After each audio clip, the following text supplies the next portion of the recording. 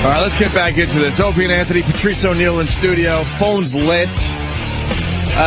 Brooklyn Ace, I think Anthony should run for Senate. Oh, yeah. I'm sure the Sex for Sam tape should really get me into office. Yeah. Tim in Portland, I paid over $2 million in taxes last year. It needs to get over it. Let me just run down this. Bill in California, there's no law that says you have to pay income taxes. That old gag. That old gag? I know it's real, but really... You gotta try it. Yeah, that's what I'm getting at by that old gag. Yeah, all they do is say, yes, you do, and that's it. If you don't... that's it. You understand how we're living, man? Yeah, hold on a minute. Scary. Ant doesn't know how right he is. There's a lot of dudes out here who will look at this guy as a martyr, even though you didn't say martyr with this guy, did you? Yeah, I said a lot of people will look at him, or there are certain people that will look at him as a martyr, right? As a patriot. Talking about the guy who crashed into that building, the IRS building in Austin. What about Charlie Rangel? He hasn't paid taxes for years, and he just gets a pass. I've been battling the IRS for 12 years. There's just thugs for Congress. I've had problems with the IRS, and while I don't agree with this guy, I understand. Yeah. And if this guy listened to all the tax relief commercials you guys air, he wouldn't have run the plane into the building. Patrice, I got a note that you were just foaming listening to the show on your way in today, huh? I wish I could go back in time and, sorry, is that no, fine. I wish I could go back in time and not be so fucking dumb. Because I think when they say youth is wasted on the young, I think it means we're all irrelevant right now. Mm-hmm. The people that are fucking mad, it don't matter. We're old, we're stuck. I love my ceiling fan. Yeah. I got some dogs. Mm-hmm. Bitch needs some shoes. Something happens to say I need to pay. You're in your rut. You are a willing participant in this shit. Oh, we've been brainwashed. Many, many years of growing up in this. We're just kind of brainwashed. You're part of the machine. Part of the machine. But I heard a guy do an interview one time on one of these, like the InfoWars, the Alex Jones kind of thing. He was just doing an interview. And it was on iTunes. And he said something, and it stuck with me just in a practical way. He said, aren't you just, like he was talking about, like, how the government has a thing they call, Bohemian Grove, where they just all go there and all the leaders of the world put on suits and they burn owls, and it's a fact. It's not a pretend thing. And he just goes, that doesn't bother you? Like, he didn't even try to make a point. He goes, doesn't that just bother you? And so at the end of the day, the fact is, the government owes the bank. Mm-hmm. The bank of the Federal Reserve Bank. Owns the government. The government owes them money. Yeah, when you owe someone, they own you. The government owns us. We are here only to pay the government back for the money it owes the bank. That's what we are. And fuck the argument. That doesn't bother you? We're just the fucking batteries in the Matrix. They don't take all your money because they don't have enough people to stop 300 million people from fucking shit up. From taking all our money. All of it. It's arbitrary. But you know something? When income tax first started, if they said 50%, give us half your shit, there would have been a revolution when they first did it. Immediately. We're living worse. But they're able to just, every few years, they change the tax code, which I talked about just before, which is a giant fucking volumes of shit no one could possibly understand. No one could possibly fucking understand. But there's people who are so willing. And this is the thing, it can't happen without our own help. This is why I hate people. This is why I hate people. I hate the TSA. I hate the fucking meter maids. Yeah. I hate people whose job it is to fuck you because it's their job. And they just say, that's a lot of people's jobs, though. They go, yes. It's like, listen, we need you to just give out tickets. We don't give a fuck. Guy's trying to get into work. He parks. He might come out. It's 30 seconds overtime. Give him a fucking $65, $75. And all he's trying to do is his job. It's not like he's decided to park there and do something leisurely. He's actually trying to get his job done for that. And the politicians just look the other way. That shit drives me fucking nuts because you hear from these companies, they go, well, I had to go down to City Hall and make a deal with them because I owed over $100,000 in parking tickets for doing his job and for his employees doing their jobs. They don't care. Right. And the money doesn't exist. The money doesn't. This is why they print it all. Because here's the thing. Have you ever looked in your bank account? I mean, I know you got a lot of money, but you still must just enjoy hearing the fucking balance from time to time on something. No, nowadays it just makes me nervous. Because I've gone into my account. I'm not at a place where I go not into my account. Mm-hmm. And sometimes there might be $1 missing or 10. I go, I know that I had something, 10. 10. And I got something, not 10. 4. It's like, what? So I'm like, somebody just took something. Cause I swear to God, I paid for, a coffee once. It was $2. I paid with a credit card. We don't have, money's useless right now. So once all the money is just garbage, and we're paying with, they could just take it. They don't need to come and send the army to take your shit. They just take your shit, pay back somebody. See, this is where we talk about race a lot on this show and shit, man. I love talking about race because I think this shit is fun. Yeah. I think it's fun not liking other motherfuckers for what they do. Exactly. But at the end of the day, I don't have any hatred because I know it's a scam to get I used to hate the militia guys in the hills. Mm-hmm. You know, they paint them to me as a black man, crazy motherfuckers who are out to kill me. That's their point. KKK They're practicing to kill me. Yeah. Those guys are practicing for the government because they don't want to fucking pay taxes. They're well read about the fucking the Constitution. Mm-hmm. When they go the Second Amendment, guns. We no guns. To me, if you're not educated to some degree, you go, why the fuck do these crazy goddamn crackers need guns? All they gonna do is come kill me. What the fuck? Fuck that. Get them. But now I know. Once you learn, oh shit, it's to protect you from what's going on right fucking now. Cops are out of hand. I mean, look, there's some, where I grew up, a cop is a cop because he got his uniform on. We didn't give a fuck about a cop. Cop was the enemy. As I get older, own property, meet police. Yes, exactly. And humanize them, right? Mm-hmm. I go, damn, I don't just say, oh, fuck a cop, but there are cops who think they're the police because they're the police. They not the law. There used to be things you could say, like, hey, man, you can't just do that to me, cop. They have a thing called disorderly conduct, which erases all your horse shit that you think you know about the law. It's essentially to say, I can do anything I fucking want to you. Oh, you can be brought in for anything. Anytime. Yeah, anytime. Disorderly conduct. Don't question authority. Disorderly conduct is that one of those things where it's like, I didn't like what you just said to me. Yes. And here's the problem. Fuck all the top people. It's us doing it to each. We just say yes. I will fuck other people. Yeah, we're at the bottom of the little marionette strings. You know? We just go yes. Yeah. Yeah, okay. So guy, and fucking African, quote unquote, tries to blow up a plane. This inept little douchebag. With his underwear bomb. With his underwear bomb. To get us to submit to showing my non-big dick in an X-ray? I know. Now we gotta all show our penises. My funny hanging balls? Some cunt, some fat bitch from Newark? She gets to see my balls hang? And she gets level 12 clearance? It's bullshit!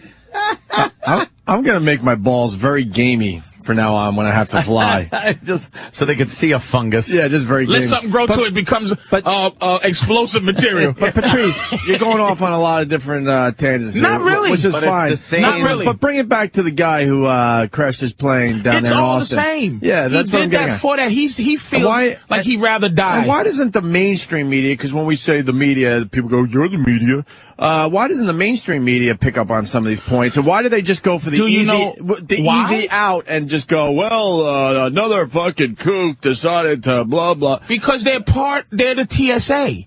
They're the National Guard who, if they're told to come and lock down a community, or they're the guys in the movies with the helmets on that say you got the outbreak monkey shit. The news are just they're told what to fucking do, and they do it. Listen, and going with that point, we have 8 TVs in the studio right now. We have a guy that flew a plane into a building yesterday because he's a bit disgruntled, and some say he's just a crazy man, whatever. But it certainly should open up a discussion. But instead, I'm watching the TVs around our studio set up for the big Tiger Woods fucking press conference today. Look, there's a guy. He's live. He's a local guy. He has to be there for the big Tiger Woods press conference today, which is a nothing press conference that's going to last less than 5 minutes. It means fucking nothing to just about every single person that's going to watch this horse shit on TV today. Open dialogue on they don't want that. I'll tell you what they'll do. They'll fucking shake Haiti again before they let this motherfucker. They'll figure out how to make Haiti have another earthquake so we can sing songs so that this motherfucker looks like a lone kook that you don't talk about. But this motherfucker killed himself. Reading his fucking letter, dude, you understand his frustration. But look at this. They're discussing, maybe I can pop it out. They're discussing Tiger. Yeah, you think about that, and I think David Faraday, the golf analyst, said he wouldn't be surprised if he sees Tiger take the whole year off. Wow, really? People think he's going to go back to rehab, and then... The feeling guy is killed he's himself probably going to play in the Bay Hill, the Arnold Palmer event, which is just outside of his house. This is what they need to discuss. Not at the IRS. And they're just discussing it in a serious manner like they should be discussing the guy that just flew a plane into a building. This is David Blaine waving his hand over to the left while he does something over here on the right. I mean, it's just because this is what they're discussing today. I've barely seen coverage on the plane crash. Barely. That's the story from outside here. Let's send it back to you guys. See you in the next hour. Thank you, Duke. All right, you can see Tiger's comments right here on Fox News this morning at 11 o'clock. Thank you. How about an open discussion about taxes and the government and why an individual would do something like this instead of just writing it off as a manifesto, a wandering, crazy diatribe? How about you just openly discuss it? I like what Patrice said about we are more fucked now than we were when we left England. When this country was created. When it was a colony, and England said, send your shit. You could live there, but send all your shit over to us. All the riches and good shit, because you belong to us still. And then the Patriots said, you know something? I like this place. Fuck the king. Fuck this shit. This is now us. We live here. And then England goes, hey, no, fuck you. We're yours. All right? War. Now we're going to fight you to keep this shit. It's worse now than it was then. Yep. They're asking for a lot more.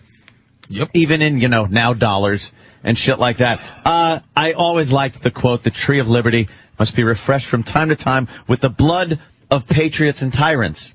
You would never hear a politician say that. Are you willing to take a bullet, though? I am much too important. On the LIE. I am much too important.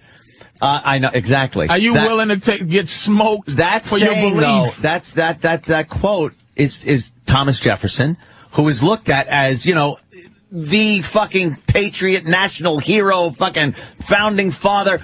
But he said shit like that. That if you said it now, you're locked the fuck up as some kooky militant militia guy. And here's the thing: if you look at the Constitution, they put things in order of importance to keep England from fucking you in your asshole. They didn't say in no particular order. First thing, the news. Yeah. Meaning what you just said. Why is this douchebag talking about Tiger when this guy should be talking about something a little more serious? Thinking he did a revolutionary act to please everybody. Listen, right. The freedom of press. The freedom for people to go, no, this is some fucked up shit going on, but the press isn't free. Fox is, they own news. CNN owns news. This shit is, so the second thing is guns. Right. They thought that the people should have pistols. Number 2 with a bullet, guns. Number two. Thriller. The Thriller of Constitution. No. The Eagles, Best Greatest Hits album. Number one.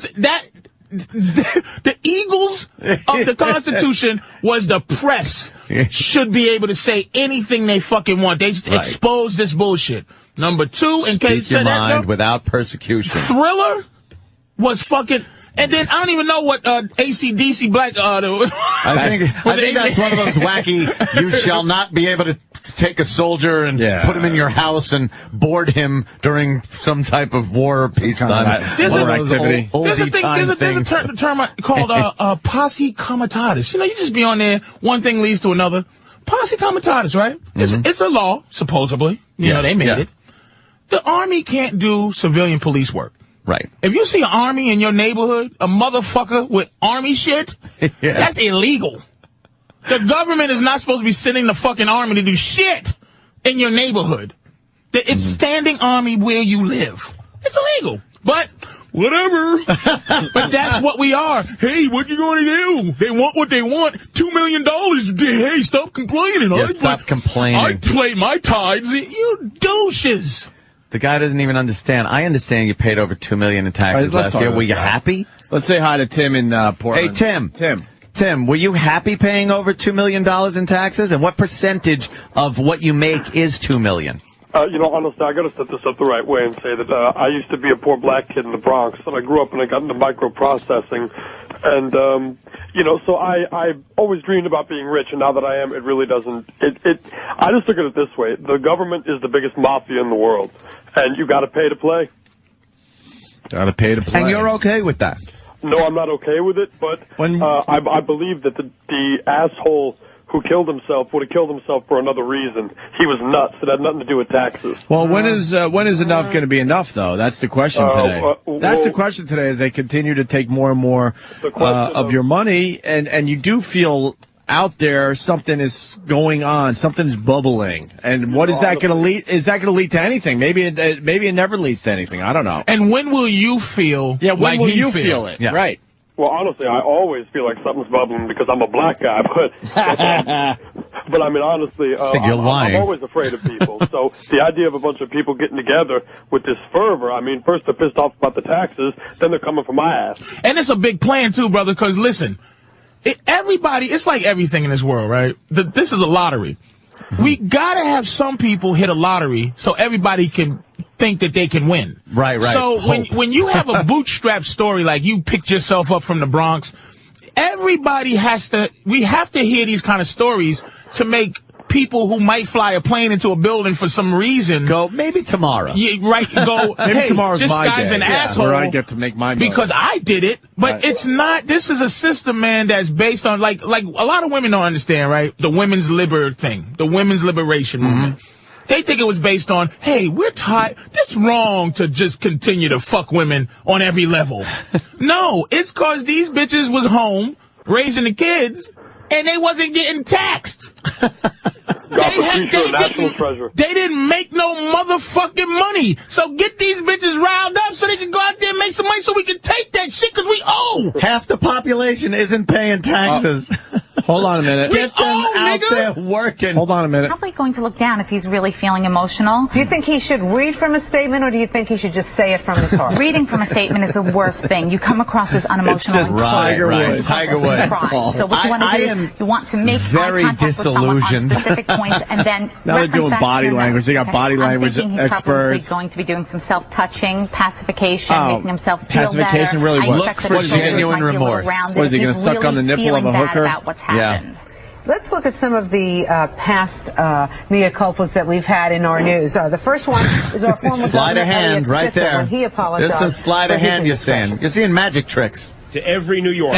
And I guarantee if you find something that's talking about the IRS guy, he's just a mental case, and that's what he is. Patrice, 8 TVs on. Every once in a while I see the shot of the building on fire, but I don't see them sitting down with experts. They're not discussing, or anybody. I'm sure they did a little discussing on Fox News last night. But not in CNN and MSNBC, but not on a level of what was affecting him that he did this. They don't delve into it. Like I said, just there broad was strokes, right? 6 pages that this guy wrote that was pretty concise and understandable. It wasn't a rambling diatribe. I understood everything that was written there. It wasn't like my dog was talking to me. Satan told me to do this. Fucking, it made sense. It was his story from the time he was in high school till the time he said, goodbye, I'm fucking crashing my plane into a building. All in between was his life and how disgusted he was at American people for just being sheep, and how he bought into it, and then how disillusioned he got when time and time again he just got fucked in the ass. What? And then it's like, I had no problem understanding what he was writing. Why? I'm not flying a plane into a fucking building, but I understood his writings. They basically label us as shock jocks. Why are we talking about this way more than any fucking newsreader today? This is shocking. It's unbelievable. I mean, because they don't want to. And A-Rod also had A-Rod, yeah, throw A-Rod in. It had to do with steroids. My cousin started telling me. The White House also said, and they put this out so quickly, this is not a terrorist event. Don't worry, it's not terrorism. Now, hold on. I see. Patrice, Here is a guy. I see what you're doing over there. That is disgruntled slow down a little bit. with the United States government and decided to take violent action against the government because of his hatred, disillusionment, disenchantment, whatever. He is a terrorist. But you know, I'm not saying. But the reason they're not is because they call it Big Sis now. They're not Big Brother. If people are not, they used to call it Big Brother. Now it's Big Sis because there's a woman that runs the show. She made priority 1 in terms of terrorism acts, but no one's talking about it. It's just in there. Are the crazy crackers in the hills? Yeah. Number 1 priority for the safety of this country are the crazy, the quote unquote, because I'm saying quote unquote because I'm not buying into it. Is these guys in the hills who just want to be left alone? Yeah. Those guys are the next guys. This is perfect for them to muscle those dudes, like not even what was Ruby Ridge, right? Yeah. Not necessarily David Waco, but that was one of those things where they make us go, this is a fucking kook. But here's the thing: 30 million black folks, right? Okay, very difficult for me to go. Yeah, this guy with his fucking Crocodile Dundee hat and his and his fucking cross eye.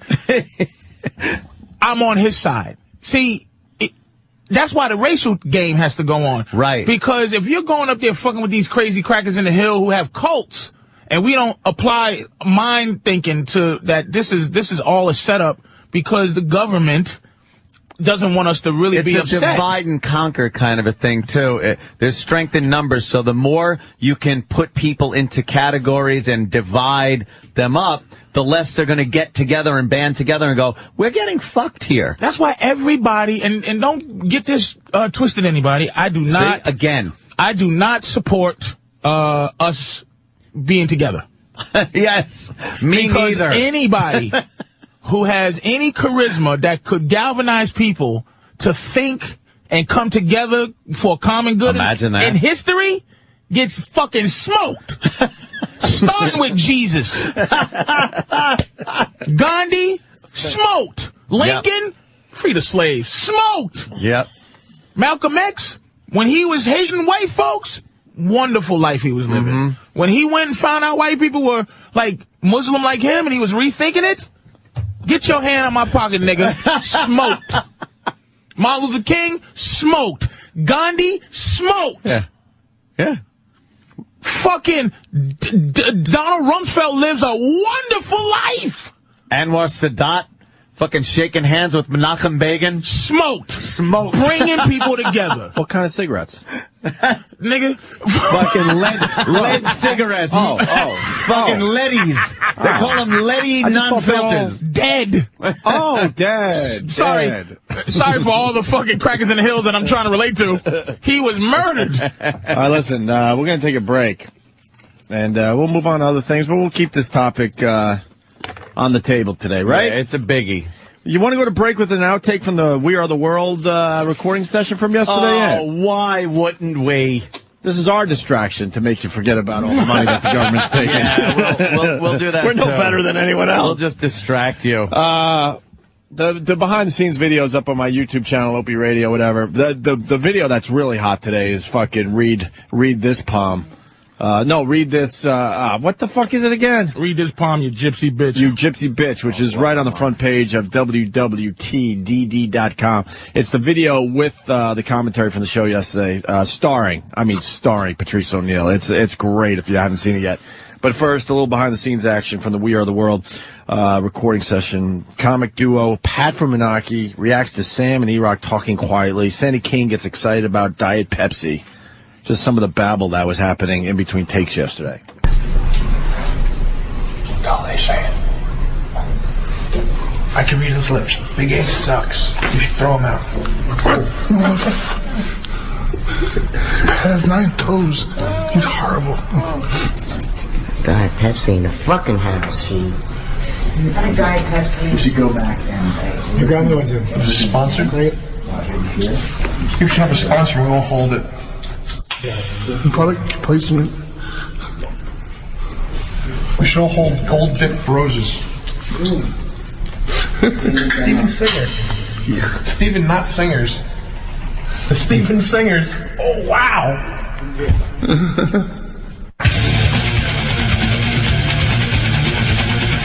Yeah, we got a lot going on today. We're going to have Laszlo come in and do a little tech action for us. The Tiger Woods thing, Patrice.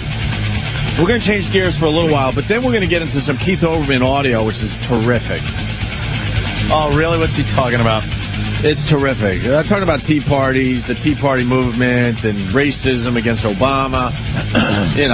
People aren't happy with Obama, so he just quickly assumes it's got to be just completely racist. Yeah. But it goes with everything we were talking about for the last hour. Well, mostly Anthony was talking about for the last hour. But the Tiger Woods thing there, Patrice, big press conference today at 11 o'clock. A lot of the media saying, hey, he owes me an apology. Very interesting. What does that even mean? I don't know. Someone owe you. I'm sorry I got a whole bunch of pussy got caught. and they're saying he owes an apology to his the family other and friends? golfers. Oh, right. Yeah, really? Really? For what reason? What he did for the other golfers is made them more money because the sport in general, because of Tiger Woods, got richer. So these guys got richer. They're angry. A lot of these guys, like I think Sergio something Garcia? Sergio, not important though, is fucking really upset that people are asking him questions about Tiger. Oh, yeah. And Tiger left his colleagues to, like, golf is a game you can play absolutely by yourself.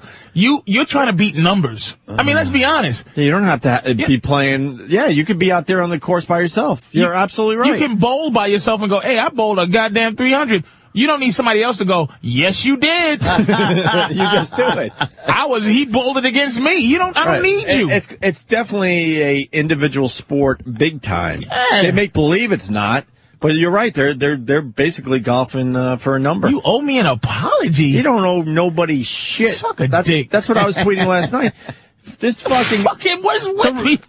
ratings on golf are way the fuck down compared to this part of the season last year because the season's not really heating up yet. Or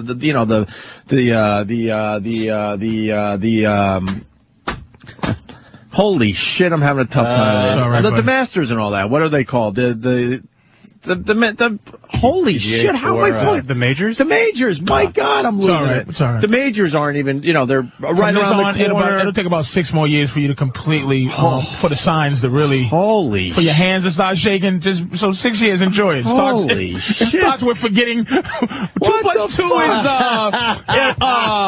it's fuck. 4, yes! I just had one of those days yesterday. I had a lot of shit to do, so I'm like, fuck, I think mentally I'm just fucking tired today. Of course the majors. But anyway, what I'm saying is he doesn't owe the golfers anything because no one's watching golf because Tiger's not playing. What they want is Tiger to get back immediately. Immediately. Well, I mean, that's the thing. This is the reason why, like, Obama's speeches are very, like, it's watched because in a place full of white, everybody goes, "Oh, he stands out." Tiger stands out because really, not Greg Norman. We said his name yesterday. The other guy, I'm not too the guy that's like one of the Phil Mickelson. Right. It's like he can't be the face of golf. No. He's like, you are golf. Tiger's not golf, and that's why. There's not a close. People love watching him. There's not a close second is the problem. I mean, Steve Stricker. Mickelson's a close second. Not anymore, bro. He's very old. He's out of the sport, basically. You know, you got to look at the new guys. And as far as the new guys coming up, there's no one. Sergio. Nah, even he's been kind of a bust. He was supposed to be a lot better. He can't win nothing. He was supposed to be a lot better than he is. Steve Stricker, we learned yesterday, is the number 2 golfer in the world. I should have known that, too. But he's a distant second. He can't hold this sport up by his bootstraps like Tiger does. But we're going to get the fucking press conference at 11. Me and Ant were joking where you said we're going to hear... 11 Eastern? Yeah, we're going to hear... I'm sorry. We're going to hear I apologize. Mm-hmm. We're going to hear I take full responsibility. And what was the last one you threw in? The last one is we now would like to ask the press for privacy so we can deal with this. And heal. Our family needs to heal. So if you could give us the courtesy of privacy, we would shut all that horse shit that you hear every time. And he doesn't owe any of us any of that shit. If he owes his wife an apology and his friends an apology, he's done that by now behind closed doors. And right? I know that big check with "sorry, honey" on the memo part. The memo. I'm sorry, I'm honey. sorry. Love Tiger on the memo part. Hey man, she was photographed yesterday with her Nike gear on, so that was saying something. People are saying no rings. That's why I love my mother and my girl, because they don't have the same like morals that the mother from Scarface has. If I make my mother mad, if I cheat on my bitch, I can buy her out for a good meal. The morals that Scarface's mother. Where she says, "I do not want your money. I do not want you here." He goes, "Here's $1,000, mama." It's like my mother would say, "You shouldn't do this." If I gave my mother $10,000 of drug money and put in her bra, everything would be fucking good, right? Fine, man. Mama, your son is a big success. I love when he sits there. He sits back like, "Nah, I'm a big success." And she's like fucking so pissed at him. Who'd you kill for this, Antonio? I didn't kill nobody. I think you're fucking right, man. Anyway, it's a big success. And he sits back waiting to get hugs and kisses from his mother. But that big fucking Angela Davis Afro sister comes over. A big sorry. So his wife is paid for, fine and dandy. And a lot of these rich dudes, man, they cheat. It's a cheating cult. The women that muscle their way up to that level, that have an understanding like that, it's basically don't get caught. Don't make me look like a dick. Letterman, having to Letterman. The fucking ultimate that I don't understand how Tiger, again, talking about how to beat who's it. I don't understand how Tiger beats the governor of South Carolina who abandoned the state for some side pussy. He didn't abandon his wife. That's a bigger story, don't you think? Like he should be still number one on the charts. The president of the United States got his dick sucked. Elliot Spitzer fucking went to hookers. What? Fucking McGreevy was sucking dick at truck stops. I mean, but Tiger Woods. Tiger Woods is the poster child. It's disgusting. David Letterman has a vault in the back of his thing built to get his dick sucked. Like one of them things where you pull down 3 books and the candle. The bookshelf turns around. You lift up the statue's head and press the red button. Right. God bless Letterman, man. Are you serious? It leads to... Remember yesterday we were talking about that, The Insider? Well, they had Jerry Springer on talking about the Tiger Woods thing, and it's the same shit. They're talking about how Tiger owes us this and that, and Jerry actually is like, he don't owe us shit. And then they went after Jerry Springer, so it's a quick clip I want to play for everybody today. Do you think Elin should stand by Tiger's side at the press conference? Absolutely not. You know what? For the past 3 months since this guy is that Mario Lopez? No, that's the other show. He's on. I'm embarrassed that I know this, but I think he's on Extra. Because Mario's turned into that guy too. This is naughty to other guys. I'll say it every fucking time. This white guy is the guy that said Tiger Woods, when this all went down, owes me an apology. As a golf fan, I think he said, as a golf fan, Tiger owes me an apology. And as a white man, a middle-aged white man, I was fucking embarrassed. Who cares? Traded a ball. I was so embarrassed. Yeah, traded a ball. Fucking ball trader. Fucking douche chills, and here he goes again. It's that same guy. This is how like this guy is. Right. Do you think Elin should stand by Tiger's side at the press conference? Absolutely not. You know what? For the past 3 months since the scandal broke, all we've seen is Elin and all the gossip magazines and everything. We need to hear from Tiger now. If she is there, not only is it going to be extremely awkward, but everyone's going to be focusing on what her reaction, what he's saying is. We need to hear from Tiger. This guy must have a clit. Yeah. This is like that's a vagina. He's talking out of his badge. Shit. No offense to the vaginas out there, but this is vagina shit. Fag. And I don't mean that he fucks other men. This is like fucking faggoty. Sissy. This is gossipy gossip. It'll take away from what Tiger has to say. I don't think she shouldn't be. Why do you even give a shit? Right. And the thing that you know about human nature, I swear I had a show idea, we talked about it all day long, is a show following people who do this. And just for a year, just follow them. And just do a show like, this sissy went in there, fucked the boy in his ass and left. Yeah.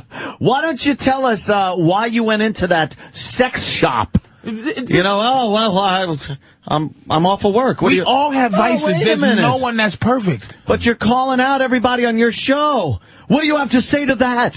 Like, just shove a mic in his face. I would love to see that. Oh, it would be good. That would really be a great show. He owes us an apology. Absolutely not. She should not. It's like, what? I hate these gossip shows. That's why I watch, just to get fucking enraged. I would never take a job where I couldn't at least give a man's point of view on something. Yeah, this guy is giving a vagina point of view. Exactly. All right, it gets better with Jerry Springer. Hear from Tiger. With all due respect, it's not our business. If she wants to be there, let her be there. None of this is our business. Doesn't it's it create their marriage. mayhem? That is...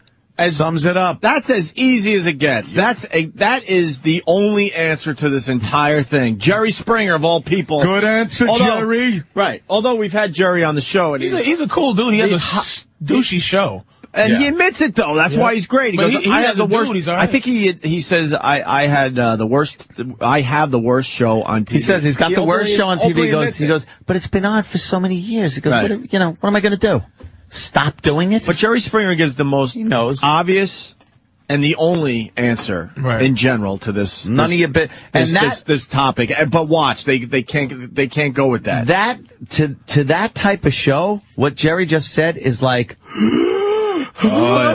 no, everything's our business. It has to be, or we don't exist. We don't have fucking jobs. We don't exist. It's our business. Unless Lindsay Lohan's fucking pussy slips out when she's coming out of a limo. Fuck. Well, That's comes hilarious. Jesus Christ, man. Exactly. Here comes the heat, though. They can't let Jerry just say that. Let her be there.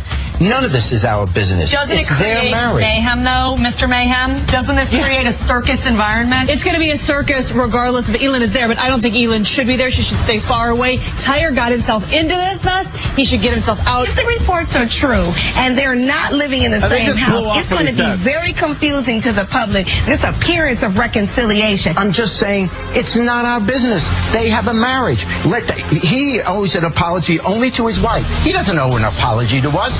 I never said to my kid, I want you to have a marriage just like Tiger. He owes an apology to Jerry, you stop it because you know. Did you hear that again? He owes an apology to me. It was in the background. It's just why does Tiger Woods owe you an apology? Yeah. You know why? Have a marriage just like Tiger Woods. He owes an apology to Jerry, you stop it because you know you like the sensational and you know you nosy. I see you digging in people's business trying to get the 411. Don't try it. Don't try it, Jerry. Nobody comes. Look, I have the worst show on television. I admit it. But no one comes on our show who doesn't want to come on and just talk about their life. And I always tell them, you're nuts if you do this. There you go. Jerry Springer way smarter than any of those dummies. He's trying to talk his idiots out of actually coming on his show. Right. There's no reason. Jerry, I'm going to come on your show, Jerry. You talk to an unreasonable person, man. I think that's one of the circles of hell, I think. Unreasonable people are in hell. I really believe that. I think fraud and lack of reason. And it's just, you get, this is what I'm going to say, and I'm going to say this, and you go, you try to just reason. so, I'm not going to, and you learn this, I'm not going to be reasonable. As they sitting there attacking, you just go, you dumb bitches are stupid. And then that'll shock them right into like, shut the fuck up. Yeah, let's go to Matt in Jersey. Matt, what's up, buddy? A couple things real quick. When you were talking about people getting bought out, don't forget the joke about Kobe with his wife was that the rock he got her was that $4 million ring, yeah, man. 24 carats because that's his number, and purple because it happened on the road, right? Oh, yeah? All right, well. The apology thing reminds me of that episode of Seinfeld where George is trying to get James Spader to apologize to him. Oh, the ice cream won't shop? apologize to him. That's a good one.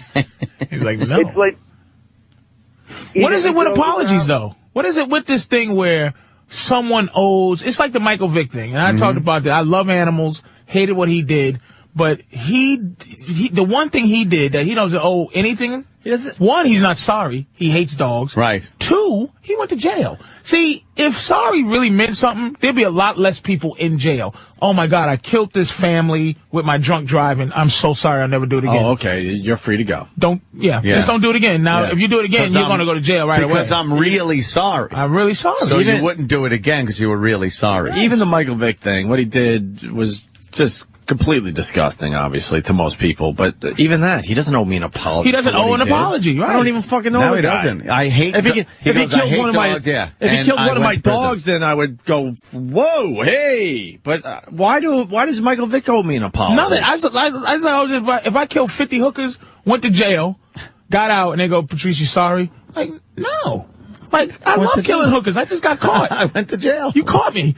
I'm not sorry. If I said I'm sorry, it would be insincere and fake and phony. And bullshit, because I'm not sorry. Which is what we say all the time. Anytime you hear someone apologizing, especially for language or offending a group or something, it's bullshit. We've been forced to apologize a few times, and it's a low life for our careers. It's embarrassing. They don't really when they throw care. an apology in front of you and go, you better read this, and you better be sincere when you do it.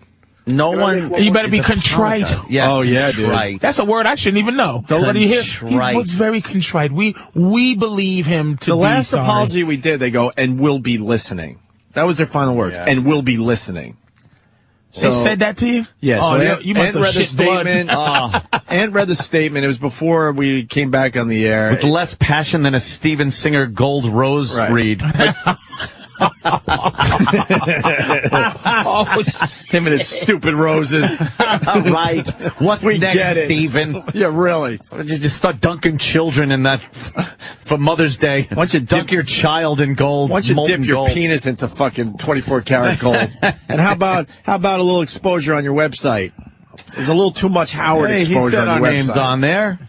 Yeah, but we're on there. People see. People have been tweeting me about it. Well, it's Howard.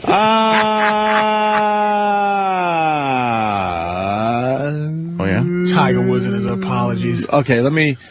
It's like a countdown to Tiger's apology on the news. Let's say hi to Ian Halperin. World we're in. Ian. Hey, Good Friday. Good Friday, Opie. Good Friday, Ian. This is a good spot for you, man. We're talking about Tiger Woods, the big press conferences at 11. What are you hearing? I don't know what's going to go on there. I'll tell you one thing about Tiger. Whoa! Isn't it your job to know what's going on? Yeah, but I'm undercover here. I've been flying around. I'm in a whirlwind here. I'm dizzy. I wish it was the cover of a coffin. Reggie Bush is on my mind this morning because Reggie Bush. We're all talking about Tiger Woods. No, you better have something on Tiger, or you're going to be fucking hung up on. Ian's stuff. 10 steps ahead of everybody. He's on to somebody else already. I'm sorry. Yes, Ian. I apologize. Bush is going in front of the NCAA committee today, and I'll tell you one thing. I think he's going to have to hide that Heisman up Kardashian's ass because he's going to be dethroned of that. He was being paid illegally, all kinds of illegal things are going on. And OJ still has his. Take this Heisman away from him. You don't even know. OJ has his Heisman. He just fucked you up. They're not going to take his fucking Heisman trophy. Oh, knockout punch by Patrice O'Neal. OJ. If they didn't take OJ's Heisman, there's not a chance anyone else would get their Heisman taken away. Trophy. Come on, Ian. No, Google it. And plus, it's not his fault. It's the university's fault. They're going to blame the university's going to get judged. He's a professional athlete now, and he's done with college, and he's going to keep his trophy. Then no one's going to take it. And do what? Say there's no winner for his year? Yeah. It's not going to happen. It doesn't go well with the NCAA when you're banging a white chick, and that's what's... Whoa. Hey, man, that's a very honest thing. They are taking that trophy away. I mean, they're going to have to seriously get people to exhume it from Kardashian's butt. That's where he has it, and that trophy he's going to be dethroned. I'm telling you right now. Well, that's big news. So the 2000, and what is it, 6? Yeah, 6'5". What are they going to do? They're going to give it to the other guy? He gets it now, and he's going to take it and go, hey, I rightfully... It's not like he took performance-enhancing drugs. He fucking took money. So does that make him run better because he took money from a fucking... like a booster? He was the same guy. Whether he didn't take money or not, he won it. He performed. Fair and fucking square. They're not going to take his... It's unprecedented. They can't take it. Yeah, they're taking it, dude. They're taking it. Mark my words. Google it, man. I'm telling you. Mark my words. All right. And he's going to walk, man. He's going to be dethroned. They have to set a precedent. They're going to make him a scapegoat. Look, if it was a white guy, this would never happen. The fact it's Reggie Bush, he's banging a white chick. You know. But by the way, I banged a Kardashian girl once. Google it. You banged her? No, you did. No, you did. I swear. I didn't bang her. You didn't bang her. I was sitting next to her mom the other night at the Boa restaurant in Beverly Hills, and I'll say this, man. She looks like crap, that mom. Like she's had more surgery than Michael Jackson, I think, tenfold. That woman, her face seemed to be falling down. Ian, I'm going to give you a scoop. They're saying now that Michael Jordan will be at this press conference with Tiger Woods today. What do you got on that? Well, they're taking bets on what he's going to say. You want Michael Jordan? I mean, I think he might have had some side pussy over the years. I don't know for sure. Oh, yeah, but he lost his wife. He lost his marriage. Yeah. Is it a fit? Yeah, all right. So why would he be at the press conference with Tiger Woods? But that's the big rumor right now. Tiger's like the flying nun compared to Michael Jordan. Michael Jordan was banging everything in sight during his NBA career. So this is the old... I know, I pulled the train with him. And, you know, after the press conference, they're going to head down to the local strip bar and spend, you know, what we make in about a day. They'll be... Oh, that'd be great. Yeah, that'd be great. So you dine next to Kris Jenner on Valentine's Day, and you want to explain the fascination with this family, the Kardashians. Yeah, I mean, look, she's alone. Valentine's, I think her hubby, Bruce Jenner, was playing in the Pro-Am every year, so she's with some hot chick. Her face looks like it's falling off. I sneezed, by the way, almost on her. And why are we so obsessed with these chicks? They're all banging black dudes. The mom, she looks about, I'd say in person, about 93. And Bruce Jenner, man, look, he only got it up in Montreal, my hometown, in 76. What has he done since? Well, he didn't need to do anything else. He won a lot of fucking medals. I just think this is Robert Kardashian's hell, is what it is, for getting OJ off the hook for murder. His hell is now to spend eternity looking at his daughters having sex with big black men. I mean, high-level balls. Yes. Oh, yeah. Just taking it balls deep. 6'11" dicks. Oh, yeah. Mashing those tender white women. Oh, yeah. Just mashing the inside. God bless reparations. That's it. Robert Kardashian's just in fucking, like, purgatory somewhere going, what is it? I gotta watch this? Ian, this just in. Jordan's gonna be announced as one of Tiger's last mistresses. Oh, there you go. Yes, coming that's out going to be... that wouldn't surprise me. Hey, listen, speaking of gay, you say there's a big fucking gay sex scandal happening with the Olympics. Uh-oh. Yeah, really. One of my sources, he's at the Olympics right now, and he think it's one of the ice skaters? Figure skaters? Because I wouldn't believe it. It wouldn't be. That's got to be a sport where you would never think, right, Ian? No, incredibly, it's two hockey players, one from the U.S. team and one from Belarus. They were caught making out in the Olympic Village 2 or 3 nights ago, and you know, that was a dare. Yeah, come on. Probably some dumb fucking. That's to prove how tough you are in some shitty country, right? So, you know, what's going on there, man? There's a lot of hanky-panky. It seems all of these athletes, they're shagging each other in that village. My source, who's been covering it for European Magazine, he says it's a lot of sex is going on in that village. Now, of course, there's a lot of sex going on in that village. Ian, the Olympics. Can I go back now? When you were talking to us about the Super Bowl, didn't you also say a lot of sex was going on with the press and everybody at the Super Bowl? Yes. In Miami, was it? Is it safe to say that there's a lot of sex going on everywhere? Yeah, apparently everywhere, Ian. Well, look, we're not going to deny it. Look at Tiger, man. He spends more time, shagging than golfing. And Are you married, brother? Am I married? Yes, sir. Well, are you interested? What's it to you, man? I'm undercover. He's undercover right now. Oh, he's an undercover guy? He's an undercover guy. He's not. Who says he plays the saxophone, but we know it's bullshit. He's an undercover guy that wears giant fucking sparkly glasses. He looks like Andrew Dice Clay a little bit. Like, why would you wear those if you're undercover? Ian, when are we going to hear you play that saxophone you keep talking about? I got to come into your studio and bring in my band. It's called the His Highness Band. Yeah. And we got to give you guys a concert with my dancers and have a rock and how about you play this? I heard a bit of that. We are the world. Oh, wow. All right, well. Get him involved. Yeah. How about you play the saxophone for us right now over the phone? I don't have any horns here, man. I'm in transit right now. Okay. Just talking to your sources every day, and I would love to. Yeah. What do you got on Barbara Walters? Well, here's the question that I have for you guys. She's announced it's her last Oscar special. Yes. And rumor is Diane Sawyer, Queen Latifah, Samantha Harris, who I actually like a lot, and she just announced she's off Dancing with the Stars. They've been shortlisted to take over. Who do you guys think should take over? I'm not sure I'm convinced any of the above fit the bill. Beyonce's father. I'm going to go with Ernest Borgnine. That's a good one. Ernest Borgnine. He's a fucking interesting guy, Ernest. He's still alive. The answer would be, who gives a shit? Right. That is the correct answer. When I heard her announce that she wasn't going to do any more Oscar night interviews, it was the biggest who gives a shit moment I've ever heard. Who cares? Besides Walter Cronkite's ghost. Yeah, fuck it. Who cares? Who gives a shit? That show goes on without Barbara Walters. Who cares? It probably will be better without her. And now back to the Barbara Walters interviews. Oh, wow. Is she going to make the person cry? Is she going to ask a weird question like, if you were a tree? If you were a twig. Who gives a shit? Diane Sawyer, she'll probably get the gig. And I think it's a bad choice. She bores me to tears.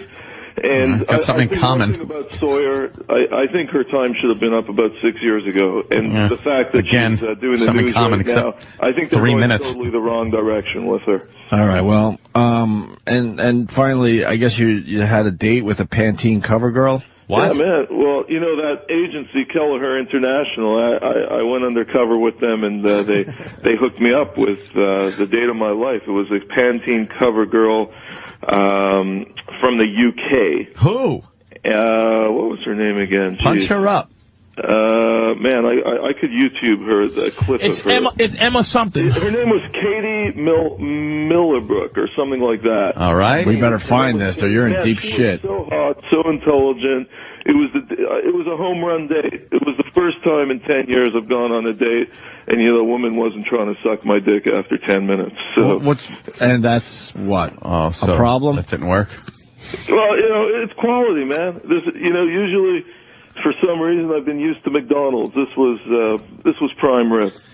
Are we looking at her now, Danny? No, we can't find her. Ian was happy to be sitting there, not getting his dick sucked, because you were having a great moment with this Pantene model. Boy, you're a real man, Ian. Yeah, quality, man. I felt Ian so good. We talked about Halprin everything.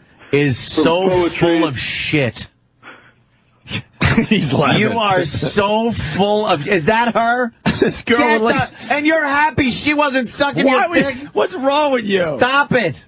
Well, hey, man. You sure you weren't in the Olympic Village with that athlete from Belarus? Wow. She's pretty. The only reason she wouldn't be sucking my dick if I was out with her would be because I was eating her ass and she couldn't get to my dick. Yeah, why didn't you eat her ass, Ian?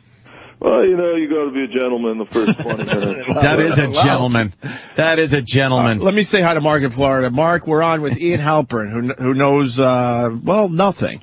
But we love having him on the show. He's an enigma. Yeah. Mark. Good morning, boys. Hey. Hi. Hey, I just wanted to ask Ian, how the hell can the NCAA take away a private award awarded by the Downtown Athletic Club that has nothing to do with the NCAA? Oh, Ian, comment. Ian, comment. Great insight there. He's got you there, Ian. Damn. Look, from what I know, he's going before the board today. You know it's over when you start with from what I know. I mean, he got off his pulpit. From what I understand, he's not taking it. They're not taking it. Yeah, Ian, he might have got you right there. I think he got you there. Well, I'm looking at this girl. I'm freaking out. Let's see the end result. Again, I predict he will lose the trophy. Ian, it's like the Hall of Fames are private. The Hall of Fames are fucking. Yeah. Let's go to Jason in Virginia. Private. Ian, first of all, wait. Ian, where did you go with this girl? We went to Yamashiro. It's a Japanese restaurant in the Hollywood Hills. And what did you do? Kind of walk me through the date. It was a blind date. I showed up. I had no idea what to expect, and then this beautiful woman shows up, and I said, "Wow, this is awesome," with a British accent. And we enter the restaurant. We get a good table with a view of all of Hollywood. It's really high up, this restaurant, and just talked for about 3-4 hours. We were the last people to leave. And you talked to her for 3 hours, and so you woke her up, and then you left. Yeah, well, she drove me back to my pad, and that was it. And that was it. You didn't? Yeah. Did you invite her in? No. Yeah. Why didn't you invite her in? Say, hey, want to come into my pad? Talk about maybe a drink or something. Well, I felt it was just too early. Too early? What do you think? You getting a second date with this fucking girl? Yeah, absolutely, man. Oh, you are? I already informed Keller International I want one more. And what did it cost? What did that cost? Actually, the dinner was about $450. No, I mean, did you have to pay an agency or her or anything? No. Because I went undercover. Right. I told them if I'm satisfied, I'll gladly pay up at the end. So I was able to. They fronted you a model? Yes, they did. I again will say Ian Halperin is full of shit. Why would you say that? Because they're not fronting him a Pantene model that I'm looking at here and is fucking drop dead gorgeous. Oh, yeah? Well, hey, you're probably the same guy saying I'm full of shit when I went into the Church of Scientology and got them to sign on the dotted line. That's right, Anthony. Let's not forget about that. Well, I love Anthony. Yeah. Because, Anthony loves my leftovers, so I love the guy. Oh, Jesus Christ. Why are you holding that over his head? Leftovers. Everyone's a leftover, my friend. Everyone's a leftover unless you're fucking a virgin. Your little Pantene model was a leftover. She sucked someone else's dick and not yours. She sucked someone else's dick and not yours. I'm glad you added that little footnote because I didn't get that, quite frankly, until you added virgin. Yeah. And that's actually a profound statement. Everyone's a leftover. Let's. Did we say hi to Jason in Virginia? Jason, did you get to talk? No, not yet. All right, you're on with Ian Halperin. Yeah, this guy sounds like the Kaiser Soze of bullshit. He's just sitting in his hotel room. He saw a Pantene bottle. Yeah, like Kaiser Soze, he just looks around the room. Goes, I could talk about a Pantene model. International is the makes the towels. Holy shit. No, it's great. She worked at a milled soap factory. You're the type of guy, when I'm talking about all this, you're jacking off and you're probably thinking of me and her with you, and that ain't going to happen anytime soon. Yeah, I remember she worked for the Kobayashi Porcelain Company. It was Kobayashi. Wait, John in Alabama. John, go ahead. You're on with Ian Halperin. Hey, boys. Who are you hiding from, Ian? Who are you going undercover from? I don't know who the fuck you are. Well, dude, hey. I think, let me explain. I think what John is saying is you're not famous enough to be undercover. You could just be Ian. Right, you could just be you. You could just be you. That works for me. Exactly. Let me tell you something. You're welcome, John. I just want to make sure Ian understood your point. Oh, yeah. No, I was with two chicks that night. The Pantene girl and another girl. Her name is Minibar. minibar I was with.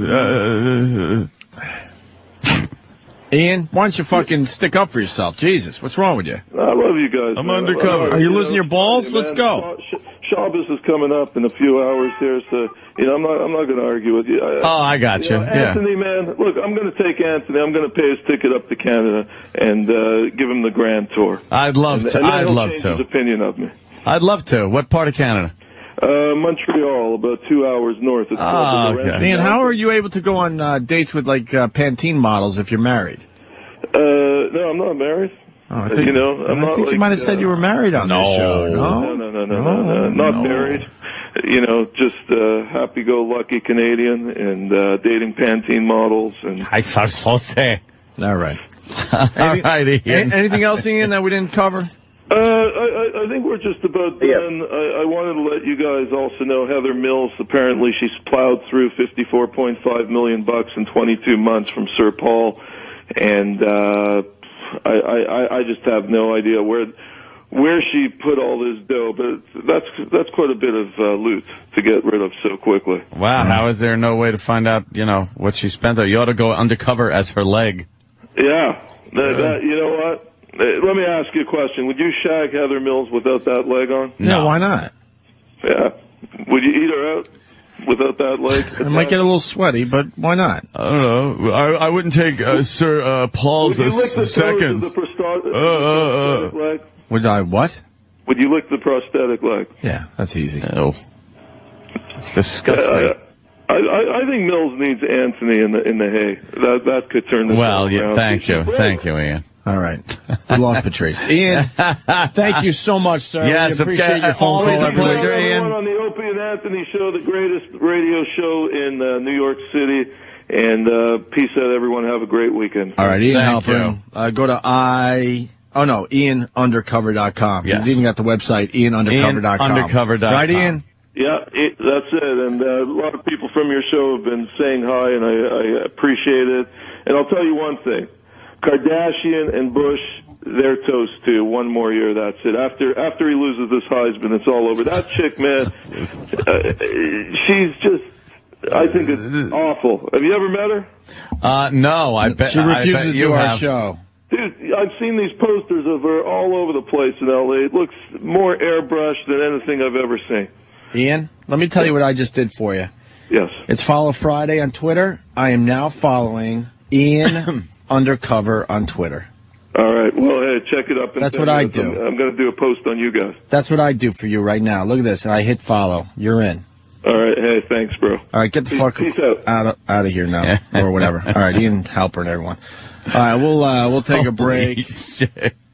That fucking guy. Duke, who are you hearing is going to show up? Is Elin going to be there? Oh. That's the $1 million question. There's some reports that she will not be here. Other reports say she will be here. If I was a betting man, I would say that his mom is definitely going to be here. We're also hearing Michael Jordan is going to be here. Now, that makes a lot of sense on a couple different levels. Tiger and Michael are friends. And not only that, they represent that Nike brand. And Phil Knight, the CEO of Nike, came out and he said, hey, look, this too shall pass, and Tiger is going to be big. I mean, Tiger, after Michael Jordan left Nike, is really Nike when you think about it. The three big names on Nike are Tiger Woods, Michael Jordan, and Derek Jeter, with Jordan and Tiger being the biggest. But we're hearing Michael may be here, and really that may be the only athlete in the world more famous than Tiger Woods, if that's at all possible, especially after this event.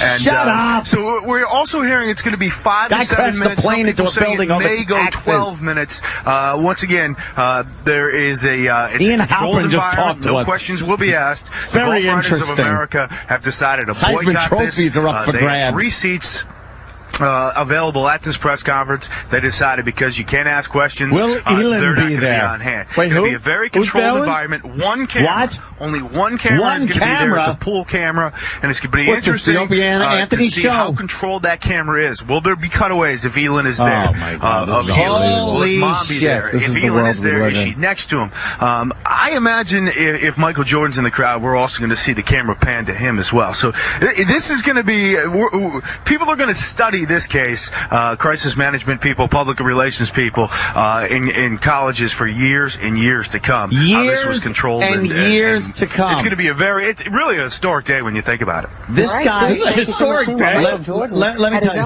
something. This guy. Oh yeah, sure he did. He was divorced, and everybody, there's this guy being there is so caught up in the story because he's there, right? That he really thinks it's a big event. Like, they sent him down there to cover this, and he's there talking with the other reporters. There's probably a lot of rumblings and hoopla and speculation. So he gets on and goes, "This is astounding. Oh, my God, the eagle has landed. Oh, man has walked on the moon." Fuck. It's Tiger I just want to Woods. say that I appreciate everyone's patience. I want to say that I, first of all, apologize to my beautiful wife, Edith, for anything I've done. My kids, my I'd like mom. to first of all apologize to my children and my children. I like to apologize because it forever is going to be haunting them for the. I also like to apologize to my friends and all of my supporters, and I just want to say that I appreciate their job. I went and took care of my problems, and my problems are 100%, and I will make a return to golf, and that golf has been good to me. And I like to thank Nike. I like to thank Tag Heuer. Oh, yeah, he's and got to get the sponsors in. And I will never, this will not. And here's the mistake. Don't even say this will not happen again, nigga. Sandy Kane on fucking Channel 5. Dr. Bonnie is always having a lot of risk-taking, thrill-seeking behavior. Relationship. These guys She's a relationship therapist. What does she know about? What the fuck could this pig possibly know? know? We got to figure out what to do to make us have novelty, but not to do it, when it's wrong. Thank you, Dr. Bonnie. Appreciate it. Check out her book, Make Up, Don't Break Up, Dr. Bonnie Eaker-Weil. Women my website, want cheating to be a disease. Let's get a check on that can be so cured fucking or bad. Or treated. All the shit that we do, right? That we do and we have to do to get pussy. Meaning all the charm, all the shit, jumping through hoops, all the talking, money, all the fucking stuff that we say, look, we hate doing it, but we've established an ability to do it. Women just won't establish an ability to make us give them love with the same passion that they give us pussy. That we make them give. We compel them to open their legs. Yes. But they can't compel us to open our hearts. They just fucking write books, say it's a disease, say this. It's look, I've said this before. You can do an interview, right? For the most part, an interview, and you go, say to a woman, do you love your man? Yes, I do. Do you love your family? Yes, I do. Yes. Do you love your children? Yes, I do. Do you love your life? Yes, I do. Are you happy? Yes, I am. Fully happy. Will you fuck that supermodel over there, that Calvin Klein model? Would you risk that to fuck that gorgeous man over there? No, I will not, because I'm happy with my life. Sir, are you happy with your life? Yes. Are you happy with your family? Yes. Are you happy with everyone in your life? Yes, I am. Would you fuck that woman thrown up behind a dumpster and risk everything to fuck that girl peeing in the middle of the street? Would you risk your family? Yes. Yes, I would. Risk it all to fuck a pig in the mouth behind a dumpster. Jesus. Why? I don't know. I don't know. I do love my wife. I do love my children. I don't want to lose them, but I want to fuck that pig. Holy shit. It's not a disease. It just is what it is. That is fucking. It's a fight to not fuck other women. Why is that so bad? It's a fight. Yeah, with those books, they'll write books. They'll put out fucking.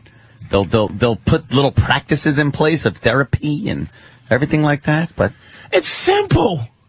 It's just simple. It's our one thing that keeps us from being perfection.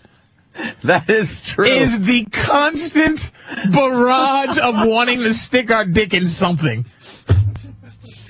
There's no such thing as glory holes for pussies. Women won't just stick their pussy through a hole Against and the have hole. somebody do something to it. Right. There's men that'll stick their dick through a hole just so something happens to it. Fucking Patrice. Do you understand? This is not the only thing. If we were faithful, do you know what would happen?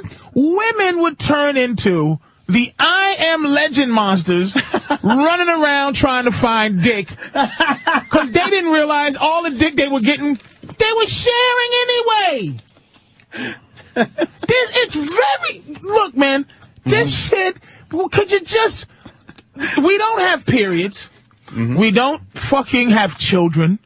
There's nothing to slow a man down from moving. And there's a lot of things that keep women from just moving, man. Like, I mean, PMS without the bleeding makes them fucking irritable. Freaking out. It's rough being a woman, man. There's a lot of things that we deal with, but they're visual. If you see a baby come out your girl's pussy, you go, whoa, that's real. You see a bitch bleeding and she's going bananas, you go, that's fucking real. But you say to a bitch, baby, I need to fuck something. That ain't you. That ain't real in him. But it's real. But it's real. But it's real. It's real. It's fucking real.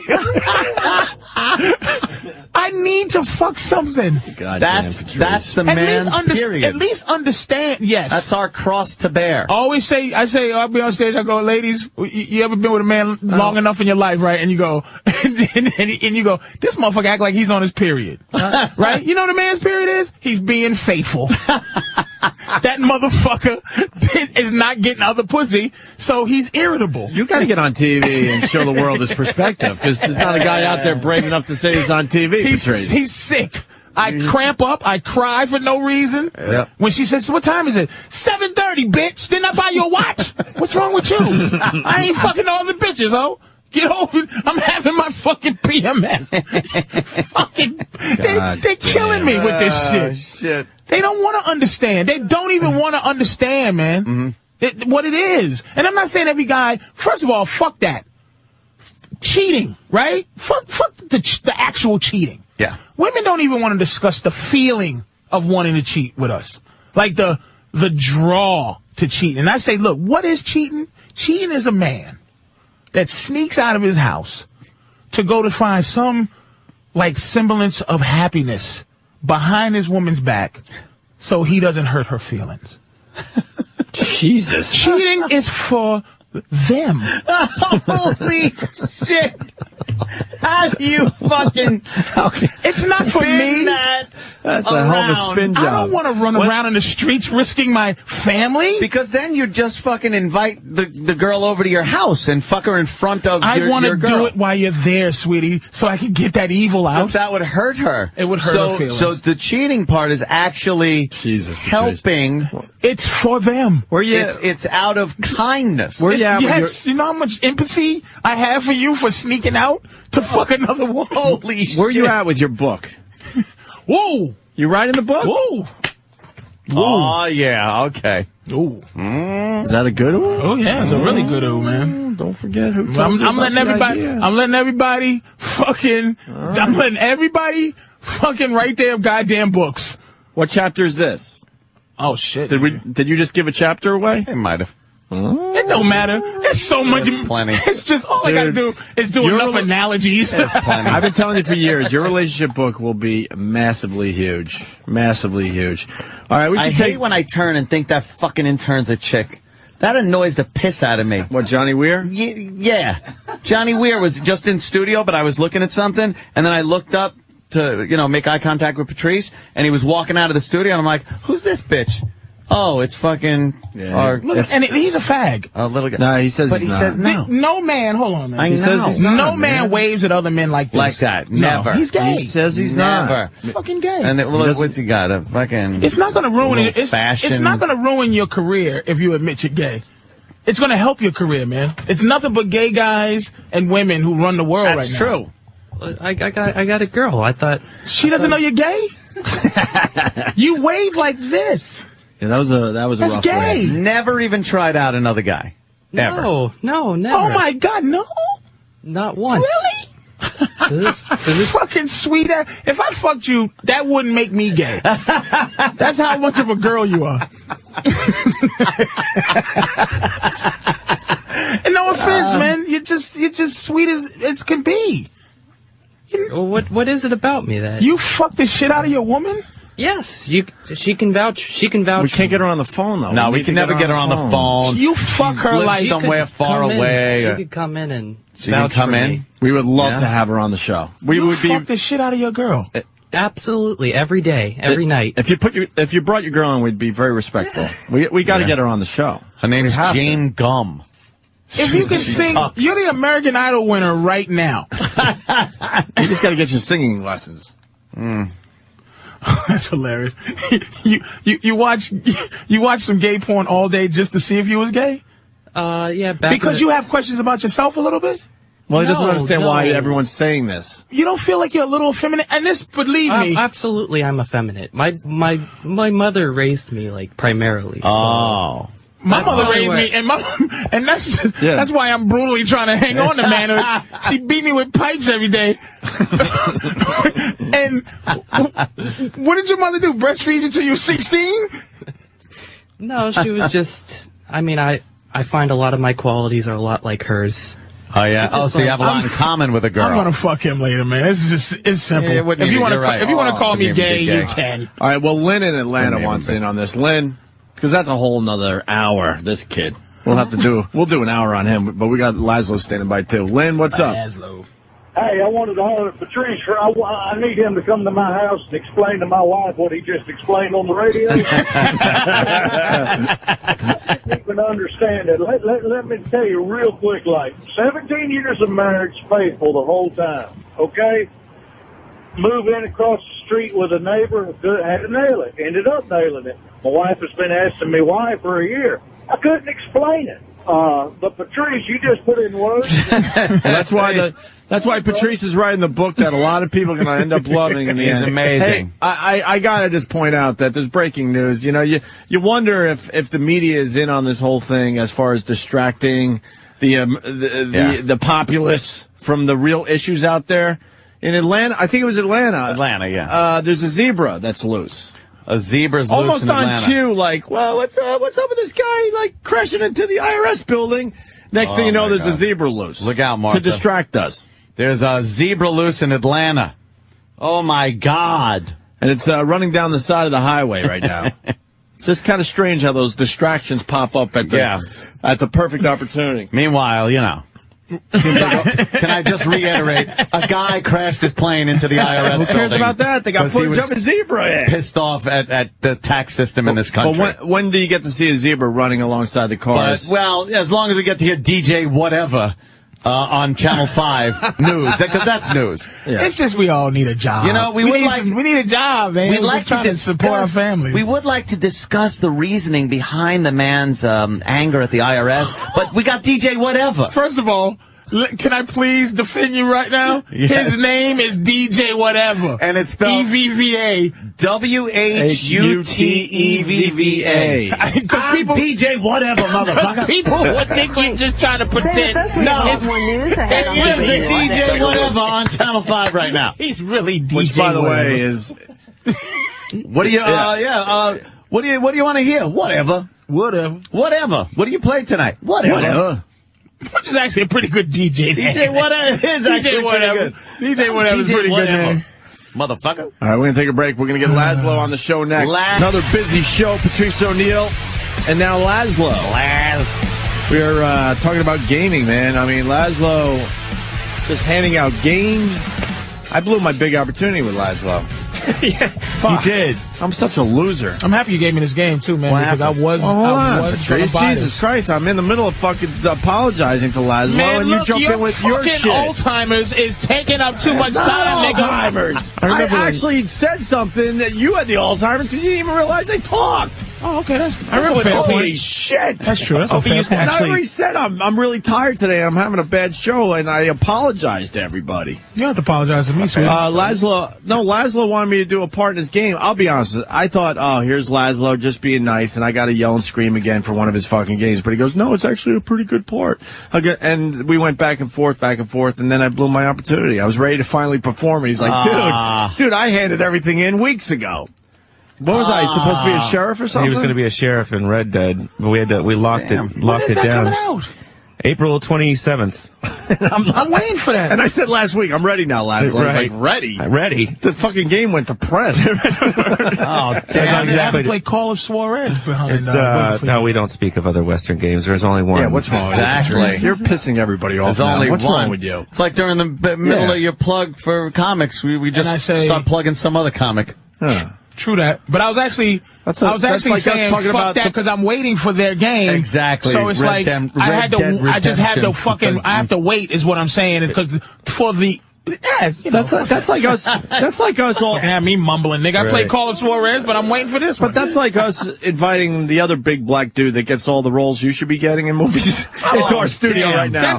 But see, the intentions of you doing that. If you did it, I wouldn't give a fuck. But if you did it with intentions, which by the way, insults, which pisses me off. He's getting all the roles you should be getting. Who's this? I don't fucking know his goddamn Some name. fat guy? He's probably a nice kid. You know the That's guy. all it takes. I think he was in the office. He's a nice kid. He goes in, he goes hi to people. Well, He doesn't go in and but you should be getting all those boogie roles. with one nostril and holding the other one. Who am I talking? Wasn't he in the office with you? And now he gets all those roles? Yeah. And I go, every time I see him, I'm like, that should be Patrice. Oh my God. I forgot his fucking name. He was in Zack and Miri Make a Porno. Yeah. Shit. See, funny comic. He's a funny guy, too. Craig Robinson. And you know that we don't have him on the show because it bothers me? Why? Because I think you should be getting those roles. He's a nice guy. I know he's a nice guy, but he's doing... It's not his fault. But that's your gig. He's doing your gig. Listen, Chris Rock told you why. He told you I should have the role as the father on his show, and then he told you why I don't. Yeah. It's even if I go in to your face with too. Sort of not... If you're not going high and happy, I understand. All right, I do understand. Let's not take up Laszlo's time. So, what are we talking about today, Laszlo? There's a lot of things going on there. There really is. I was looking at his sheet. I'm dizzy with all this info. Yeah, just don't fucking quiz me after your appearance. I haven't done the Technofile officially shut down in 2007, but I still pop by. Why are you shutting it down? Why did you shut it down? Because too busy. There's more money to be made in video games and radio these days, dude. Yeah, I know. That's for sure. I got tired of getting thrown off of CBS stations for being good. Join the club. For being too good. You're performing too well. Please leave. You're out of here. Unbelievable. Because it's a great show you used to do. Yeah, it was good. The Tech File was great. Ran for 12 years. It should still be going, Laszlo. What are you doing? Maybe you should do it for the fun of it. Fun? No? Well, the thing of it is I do radio for video games. Yeah. Yeah, you do the radio shows on the video games. Cartoons. We're producing full-blown cartoons, and I don't know. I kind of I have to say I dig doing radio occasionally. I was doing the Laszlo show here for a while, and got thrown off of that. Yeah, and but person thought you asked for a dime. We really built up a nice block of weekend programming for the channel. Patrice, Bill Burr, and they just didn't feel like giving up any of their fucking dough because they want to pay one guy. And it's like, enough with paying one guy. We gave you a block of programming that was working, that you could maybe spread out to other places on this platform.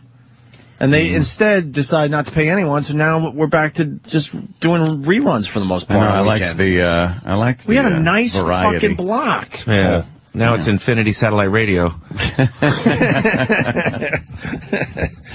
I don't understand that, man. Fuck, enough with paying one guy. There's a lot of good shit going on, but you got to pay these guys a little bit. Patrice would be amazing on satellite radio on a regular basis. Patrice had a good show. Yep. Yeah, he had a good fucking show. Talk about had a good show. It's great. Laszlo had a good show. Patrice had a good show. We even got Kevin Smith Kevin Smith's podcast were on our fucking channel, and he wanted just a little dough. Burr and DeRosa? Yeah. Burr and DeRosa wanted just Bobby and Colin? Just a little dough. Really Not a lot of dough, a little dough. Just to say, hey, thank you. Sometimes Ant will come in. We had a great moment on Laszlo's show when Ant revealed something. Right, exactly. We got a good moment. It was a great radio moment. Did I hear this? That was the big reveal that you were single. The big reveal. Oh, shit. And let's be honest, you stay single for about it. I've never seen somebody so insecure. You cannot stay single. He's staying single for now, unless there's something I don't know. Give me the longest he's gone being a single guy. It's like Weekend, and I'm alone most of the time. Serial monogamous. I am alone most of the time now. I really am. Is it sad? Very alone. Very alone. Are you close to getting a bunch of dogs? No, never. They ruined my furniture. Fuck that. Does it feel good to be alone finally, though? Sometimes. Or are you itching? Are you itching? Sometimes Are you itching? No, sometimes it's nice. Sometimes I'm just sitting watching TV going like, Hey, think about man's best friend just swimming in your pool, happy to be there, wagging their tail when you see him. I'm not a dog person. They just chew your shit up. Well, yeah. Oh, we had an accident on my fucking nice rug. You can name him something fucking Italian-y. Yeah, Italian-y. Hey, come here, Goomba. Hey, Goomba. Hey. Johnny. Hey, Spumoni. My dog Spumoni. This is my dog Teflon. Cannoli. Boo. No, I'm just like, By the way, special delivery with Sam and Dave, of course. They do a good job, but they decided they don't need money. If you decide you don't need money, then there's programming for you on 202 and 197. I say we bring back fucking Laszlo's show, Patrice's show, and we pay some of these fucking guys. It's time. I would do it for I'll tell you right now, I'd do it for non-aggressive four figures. Non-aggressive four figures. Non-aggressive 5, aggressive 4. I like it. 4 figures? I've never heard it put that way. Aggressive 5 figures. Non-aggressive 5 figures. Right. Aggressive 4. Aggressive 4. All right. Aggressive 4. I do it for aggressive 4. That's 8 or 9. Once a fucking every Saturday. That's 8 or 9. You're saying 8 or 9. That's fucking a That should be bargain. doable. Bargain. It's not. Trust me. Yeah, Laszlo's like, no. He's been through it. They gotta figure Trust me. They walk through the door and cut pay by 75%. I had some great conversations over a couple of Guinness with Laszlo, and wow, was I just fucking floored. They gotta figure out this shit behind the scenes. They really do. We had a little agreement. Did you really? We did it for free this for a cocksucker long looked time. me up and down. Like when I asked him, was you getting paid a little bit? They told me you were getting paid, motherfucker. Non-aggressive 4. You had non-aggressive 4? Aggressive 3. Aggressive 3 sucks. Non-aggressive 1. It was. It was hey, man. When you use money, I made more money in Market 182 when I was in Columbia, Missouri. Aggressive 2. Can I summarize? I gotta summarize. We have our own channel here, and we're sort of happy with how the channel's doing. But we really do want to be doing more for SiriusXM, and we have the people that could do it. But for some reason, they don't want to pay anybody. They want to pay one fucking guy. We know the guy I'm talking about. And they got to change how they look at things, because there's a lot of talented people that are willing to do some serious radio for this company. Serious. Do you think the fact that you have access to so many? Because I think this show, dude, has access to a lot of really I have no good doubt comics. I have no doubt we can fill up another channel with some solid programming. But you think that they would do look at really the fact that a lot of good guys come in just to hang? So it's like, why pay guys who will hang on your show to do their own show? Maybe that's it. I don't know what their logic is, to be honest. I don't know how these people think. I know there's enough people associated with this show that we could fill up another channel and it would do way better than a lot of the channels they currently have. But they don't want to pay. No pay. Yeah. No show. I told you. It's very obvious. So now, easy. So now you get more aggressive 4, baby. We be talking. I don't think it's really healthy to have just our show on over and over again. You give it a little rest. You give these guys some time. Overexposure. I think so at times, and I think in the end it helps everybody. You don't want to thin us out too much by hearing our voices over and over again. When you could put a Patrice show on or a Laszlo show. But on. are they paying the guys that affiliate with 101? I don't know how they. Who knows? It's a whole nother entity. Yeah, that's like. We have no idea. That's fucking Russia over there. I don't know how that works. Do you know how Russia works? Fucks no. All right. All right, fair enough. I know how. I know how we work, and I know we want to, share a little bit here. I bet you get a lot of motherfuckers for an aggressive 4. I know the market. What's going on? There's a lot of motherfuckers who do it for aggressive 4. So non-aggressive, especially aggressive 3. since they live in New York. I don't want to play your cards, obviously, but there are guys that just want to feel appreciated. Little appreciation wouldn't hurt. Yeah, I know. It's basically saying what you just said, but you know what I'm trying to say? Because in the end, you guys want to try to make as much as you can.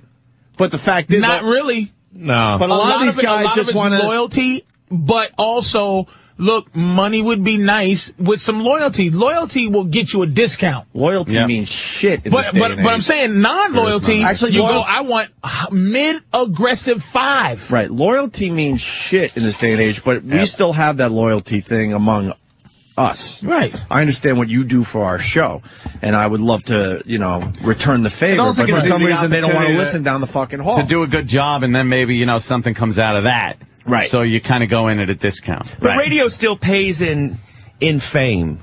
They still always pull that stuff of like, you'll be heard by a lot of people. It's like, they don't pay my bills, motherfucker. Yeah. Fame don't pay the bills. Not only, but like the agreement we had with a lot of our comedian friends is like, we understand Patrice is here for free today. I think most people know that by now. But what Patrice used to get out of this was a lot of plugs. And they even cut down on the plugs these guys are allowed to have on our channel, which is insane to me. Really? Oh, my God, yeah. I didn't even know they said stop. You used to hear all the comic promos, even when you weren't here. Remember that? Yeah, we you did. only get promos when you're in studio for the most part now. Like, I have to make sure that everyone knows Patrice is playing comics next weekend. Because when you leave here, that's it. That's it. But it used to be where, you would go into Derek's studio and cut a promo. That's cut. And that was gone. part of our deal we kind of made with you guys. Like, look, you're giving us such great radio. The least we could do is still plug your gigs when you're not here. And but they say, no. Oh, that's gone, man. Shit. You don't think it could have been away? That shitty 80s music they always put behind every one of those fucking things? Yeah, it was great. We thought that was great. They didn't like the 80s music thing. I kind of found it funny. It was one of those things we did that was kind of funny, and people got it, and they didn't get it, and they got rid of that too. So, whatever. Well, I know the channel and another channel could do very well, but at this point, who am I? I'm nobody. We used to be somebodies. Who's the guys that are still on? Who's the guys that are still alive? What are you talking about? You said Sam and somebody? No, Sam and Dave. Sam and Dave. Oh, it's this Sam. And David from the Ron and Fez show. Sam and kicked the end of the curve. Oh, the East Side. So East Side and Sam? East Side and Sam. Man, I know it used to be Sam and Tham. Oh, boy, he kicked him to the curb. That little motherfucker kicked that dude to that curve faster than shit. No loyalty. Tham made a dignity move that just didn't work out. Man, that's the scary thing. You try to make your dignity moves and just fuck. Oh, yeah. You gotta make sure your dignity move pays off. Yeah. If you're gonna make a dignity move, it better pay off. I have integrity. Really? Well. All right, listen, we're babbling now. Probably losing our audience, but I guess some of that stuff had to be said because it's been going on for a while. According to E-Rock, shows on 101 get $400 per show and one show a week. I had a big fight with Cross about those 80s beds. Did you? Oh, I wasn't supposed to read that part? Why do you have it up on the screen, motherfucker? Opie's reading it like it's a teleprompter. Like, no, that was inside information. Well, you gotta have some kind of fucking, don't read this part. I'll draw a line next time. Don't read this. There was a big fight. We thought the 80s thing was just kind of hokey and silly, and then it kind of worked. Well, you know why? It became like the running. It worked. It became the running gag. So, like, every time there was a new comic promo, you got excited to see, like, what 80s song that you haven't heard in a long time is playing in the background. Because Derek would go really deep. Like, he would pull shit out of his ass. Kaja Gugu. Whatever. What are we gonna do? We do what we can. So, what are we talking about today, Laszlo? Oh, I was, Ant and I talk about this a lot, of the iPhone and various, access to movies and so forth. And I don't know if you guys have seen, but Warner Brothers is in this battle with Netflix and Redbox. You know, Redbox has got those kiosks where you can rent movies for a buck. Oh, that weird thing, right? It's supermarket. They're battling them to not, when a movie comes out, to not make it available for 28 days. Why is that? Under the assumption that people will be frustrated and then just go out and spend $20 for the DVD. Oh. But these are the same people that won't do what makes sense and have simultaneous release on DVD. Because I will not set foot in a movie theater, but I would walk up to that ticket window and buy it on DVD the day it comes out. Exactly. Why can't they do that? It's making, you're spending more money on the DVD than the movie theater. Yeah, now, I think. Shutter Island comes out today. It's getting okay reviews. Wouldn't you just buy the DVD today for a good fee, too? Wouldn't you pay $20, $25 for the DVD today to see it at home? And what is the average person paying for a movie? And if they, exactly, like $20. And if they only made it available at the movie theaters, then the movie theaters are making money because they're the big people that are fighting simultaneous release on DVD. Right.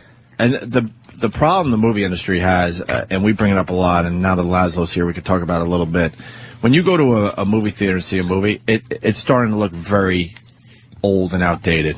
It really is. Most people, and you don't need to have a lot of money, where you have a better system than fucking walking into these theaters and hearing the crackling of the film and all that shit. Dirty floors. All that crap. My poultry system is much better than the movie theater. I'm trying to talk about the average Joe. I am the average Joe. You're somebody who can afford the 3-2-1 bowl system. Yeah. Yeah, exactly. You got a cotton candy machine. Ant's system is better than IMAX. So I think you're out of this conversation. I'm talking about the regular guys out there putting a little home theater system together. Most of them are better than what you're getting in the movie theater. That's a good point. I never thought about how much I just don't go to the movies. As soon as I sit down, I'm like, why am I here? It used to be because you couldn't get that at home. Now you're getting that at home. I hate people. I can't be around. Thank you. I can't fucking be around people. That's what it is. But that's why I hate going to the people movies. say they hate people. Yeah, but we know the real ones to hate. Right. It's a young person's world. When you get older, you disappear. I love my house. I love locking myself in. Patrice, I could not agree with you more. I go home, you know what my big thing to do is when I go home is to tend to my to cry of loneliness. To tend to my fire in the fireplace. Nice. Oh, I have to get it lit, and then I'm constantly watching TV, and I'm always looking to my right, going, I need to poke that fire a little. And then I get the poker out, and I poke, and it's like, time for another log. Throw another log on, go out back, grab a whole nother bundle, and all night long, my attention is on the fire in the fireplace and the wine in my glass. Something very primal. Give a shit about what's going on outside my door. Mm-hmm. Oh, could I give a shit? And I know anyway because I got cameras. But I swear I could give a shit. Hey, I don't want to go to the movies. I apologize, but I got to go backwards. I don't understand people that don't really listen to the show and then write something like this. Jim D in Chicago. Lots of people have crappy jobs, Opie. Stop whining about one that most people would be overjoyed to have. Nobody cares about the suits. Deal with it and just do the show, which you do so well. I wasn't bitching. Opie just wants to say, okay, thank you for your advice. I wasn't bitching about my job. I'm bitching about how the channel's being run and how these guys really deserve to, A, have a show on our channel, and B, get paid a little bit of money. And let me be honest. That was the whole point this time around. Yeah, have I bitched a lot in the past? Of course, and I'll continue to bitch, yes. But that's not what I was getting at. And let me add something I'm happy to with that my also. position at SiriusXM right now. I want to add something to that guy's comment. Yeah. When you have a shitty job, which I had, believe me, I had my share of very, very shitty jobs. I mean, shitty fucking jobs. Yours shittier than mine? Yes. Yeah. I have had much shittier jobs. Did you fucking wash dishes at a mall restaurant? I washed dishes and at a retard Chicago was in charge and you had to listen to the retard? Yes, pretty much. That happened to me. At Chicago Pizza Pub. A legitimate waterhead was in charge and my supervisor. Yeah? A real retard. That's a pretty bad job. Full blown. But when you have a shitty job and shit on the dishes, and he's telling me how I'm supposed to do them. You step up to a better job, and then a better job, and a better job, and then you get to the point where you're talking about us like we have these great jobs. You'll realize something when that happens to you. After you're done, whatever you're doing, flipping the burger, I'll do the hack line, whatever you're doing. I'm not even going to beat the guy up. I just want him to listen to what we're saying. I'm going to beat him up. All right, you beat him. Whatever the fuck you're doing, you're fucking squeegeeing down windows at fucking jerk joints, whatever shit job you have, that this is such a great, better job, and we do appreciate it. I know it is.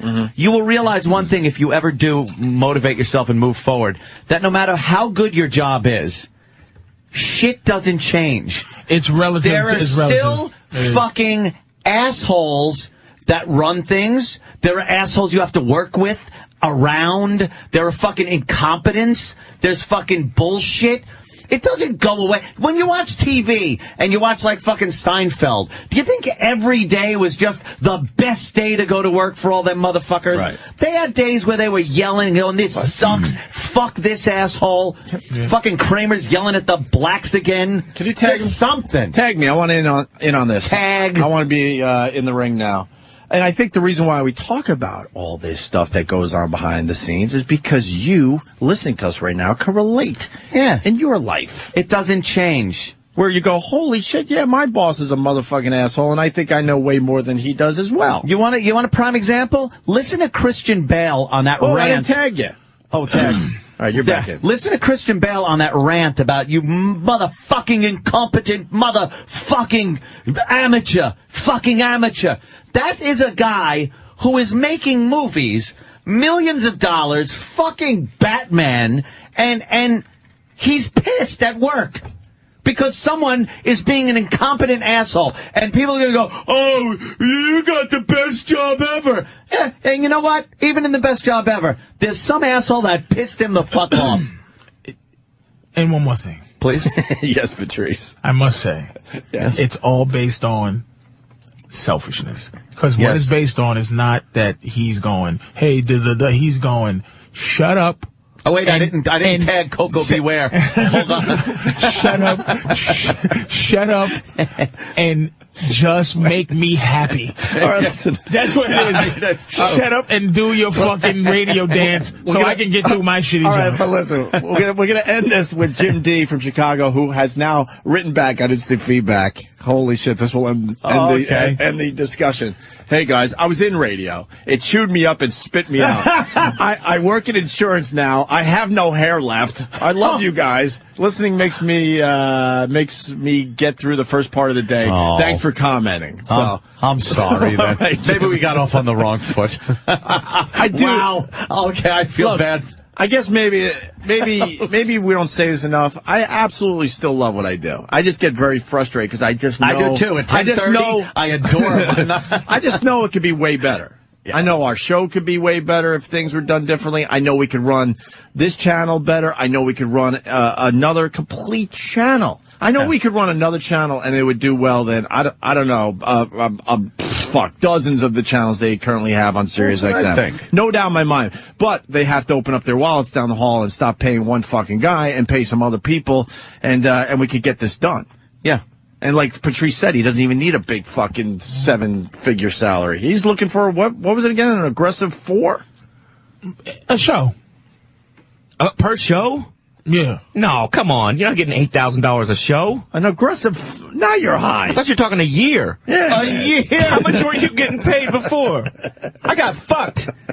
How much were you getting paid? I'm sorry. Show. An aggressive 4 figures for a show? That's what you want? Too much? Let's see. Wait, how long is your show? How many is he 4 hours. doing? It was one show? Well, I think Patrice is talking about a show budget, not just his personal take home, right? Is that what we're talking about? The whole show, yeah.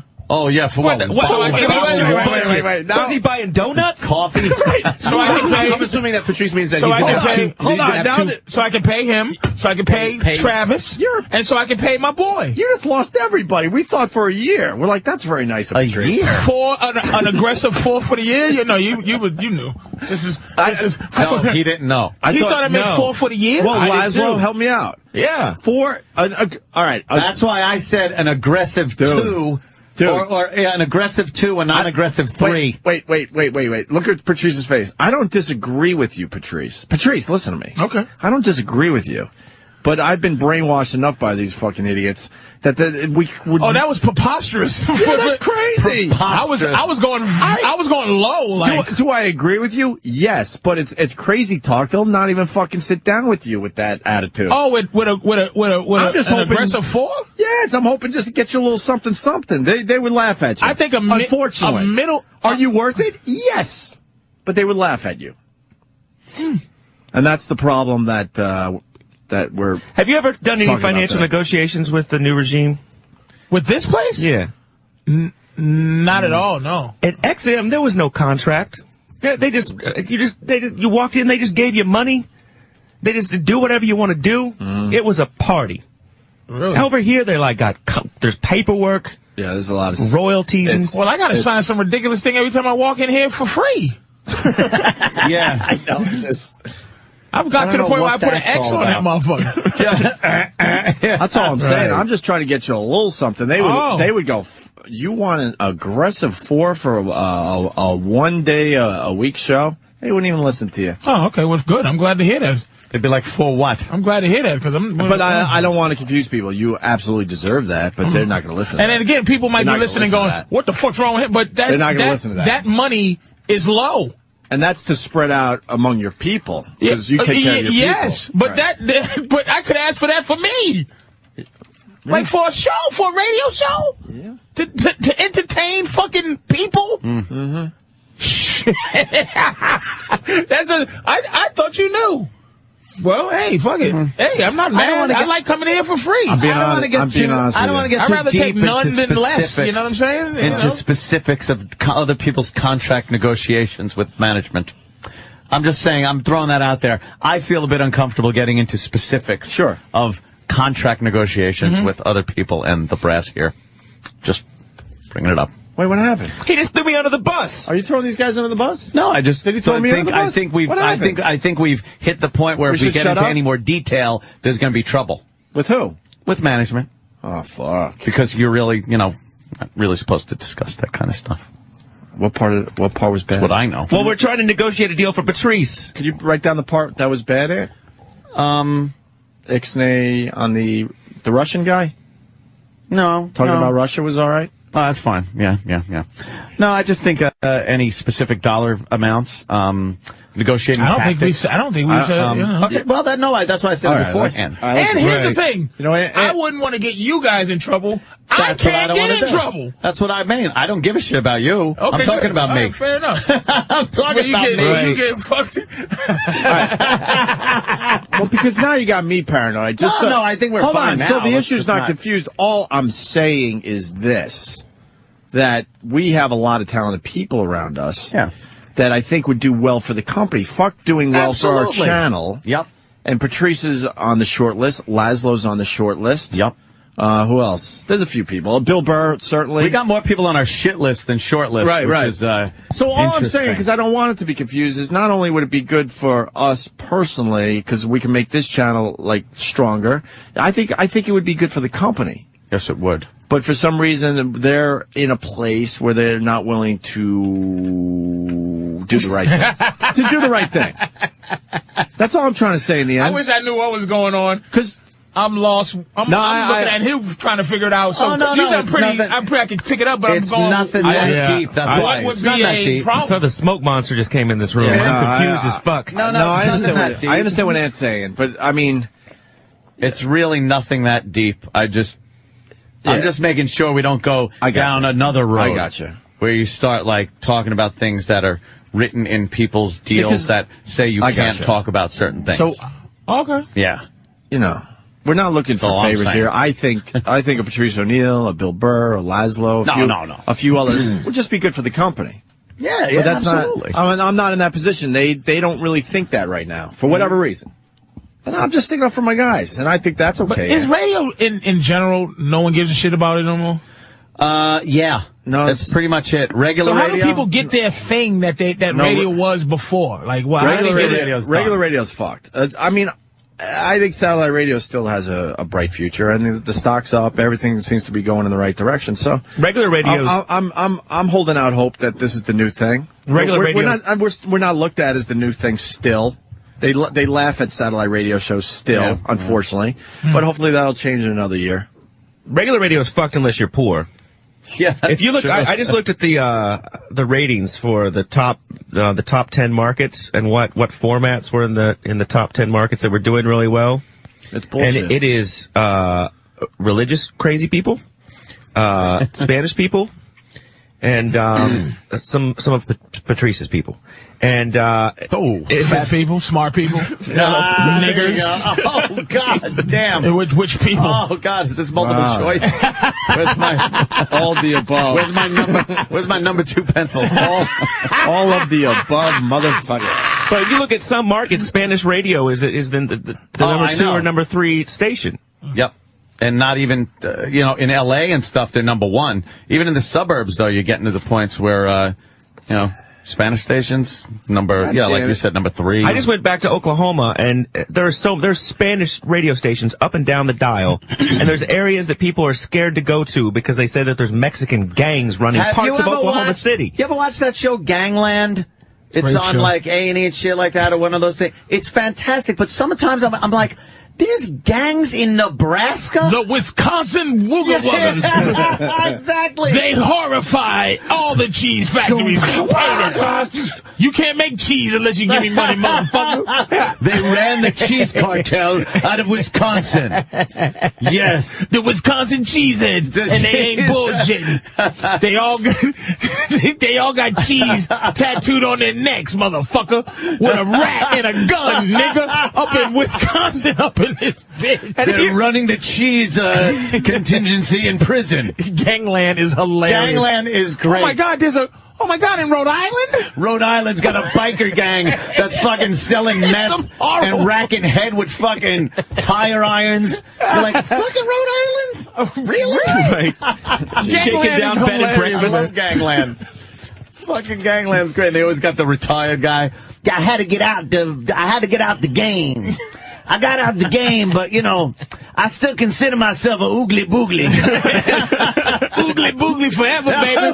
But I just... Oogly boogly forever. Throws up his oogly boogly It ain't worth it, man. It just ain't worth it. Doing 20 years for the oogly booglies and they ain't got my back. I lost a lot of brothers to the oogly booglies. Man, motherfucking in the Cheesley Weasleys. They was up on 58th Street was our term. And then the Cheesley Weasleys. Cheesley Weasley. We used to fight the Kurds, them motherfuckers. Cheesley Weasleys never got along with the Cheesley Weasleys are so powerful they run the streets from inside the prisons. Outnumbered 10-1, though, the Oogly Booglies were still able to hold control.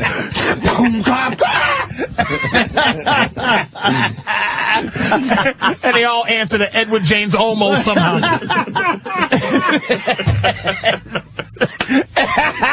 Fucking Gangland is hilarious. It is fucking hysterical. I gotta watch my back in Minnesota. Like, where am I safe from gangs? I'm in fucking Iowa. What the fuck? I met this guy in Missouri, and he's like, "Yeah, I'm a Crip." I'm like, "Do you realize where you are? You're in Missouri. You're in Missouri.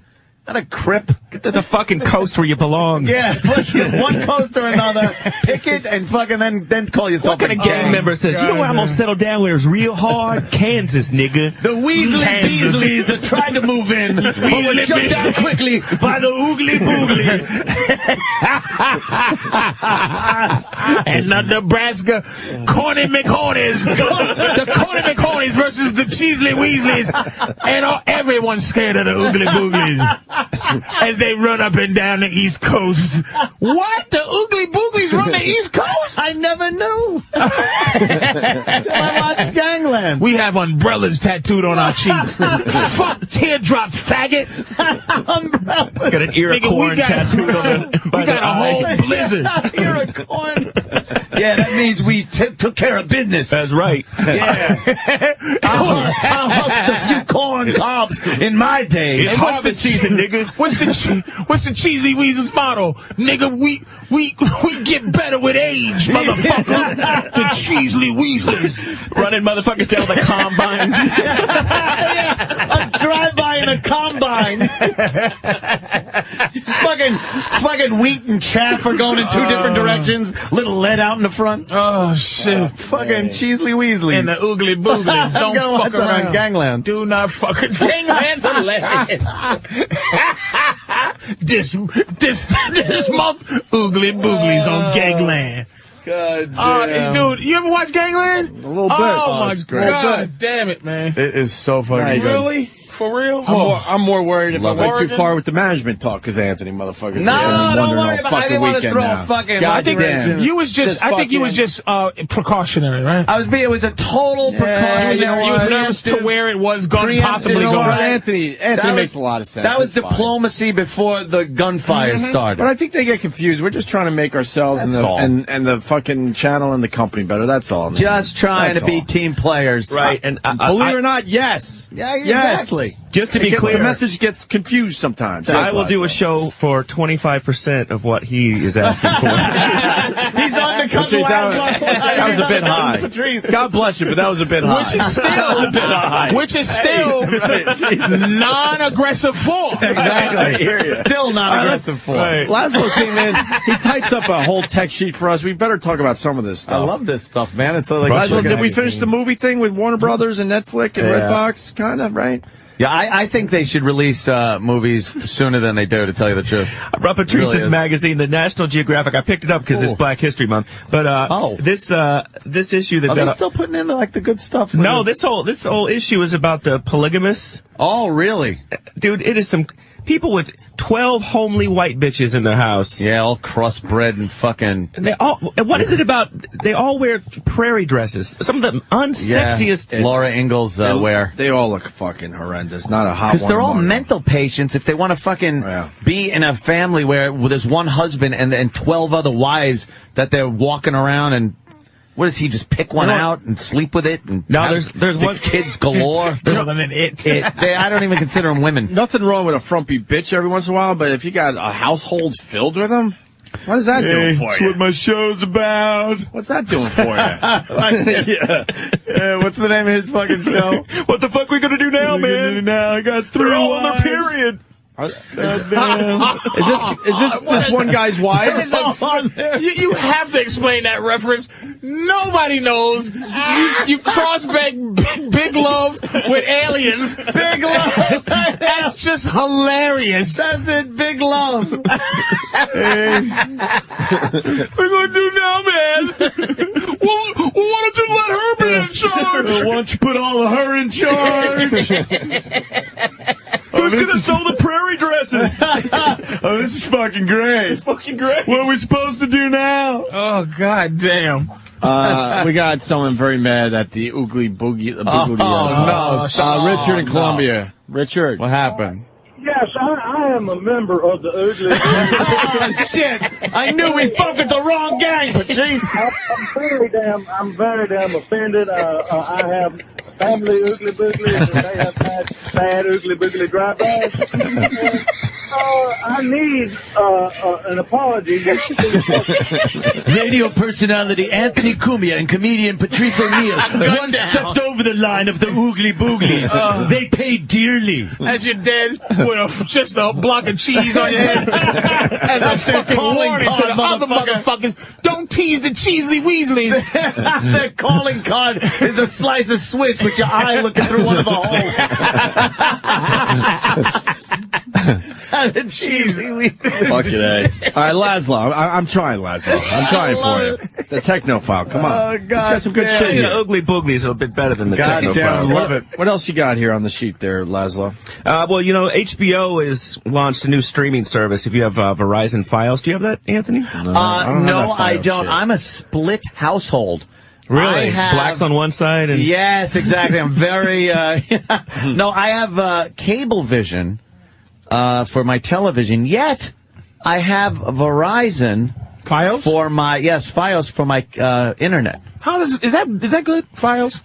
You know what? Because of the Live from the Compound thing, I have so many phone lines coming in, and the bandwidth from just putting out so much video. When I was on Optimum Online, it sucked ass, and then I went to Verizon, and perfect. So it was demonstrated to me in my house. It works better. That's one of the things that's frustrating about cable internet access is you're basically sharing the resource with all your neighbors. Yeah. So whenever it's dragging, it's because the kid next door is, downloading fucking Pirates of the Caribbean. His fucking parents are gone, and it's Porn Fest fucking 2010.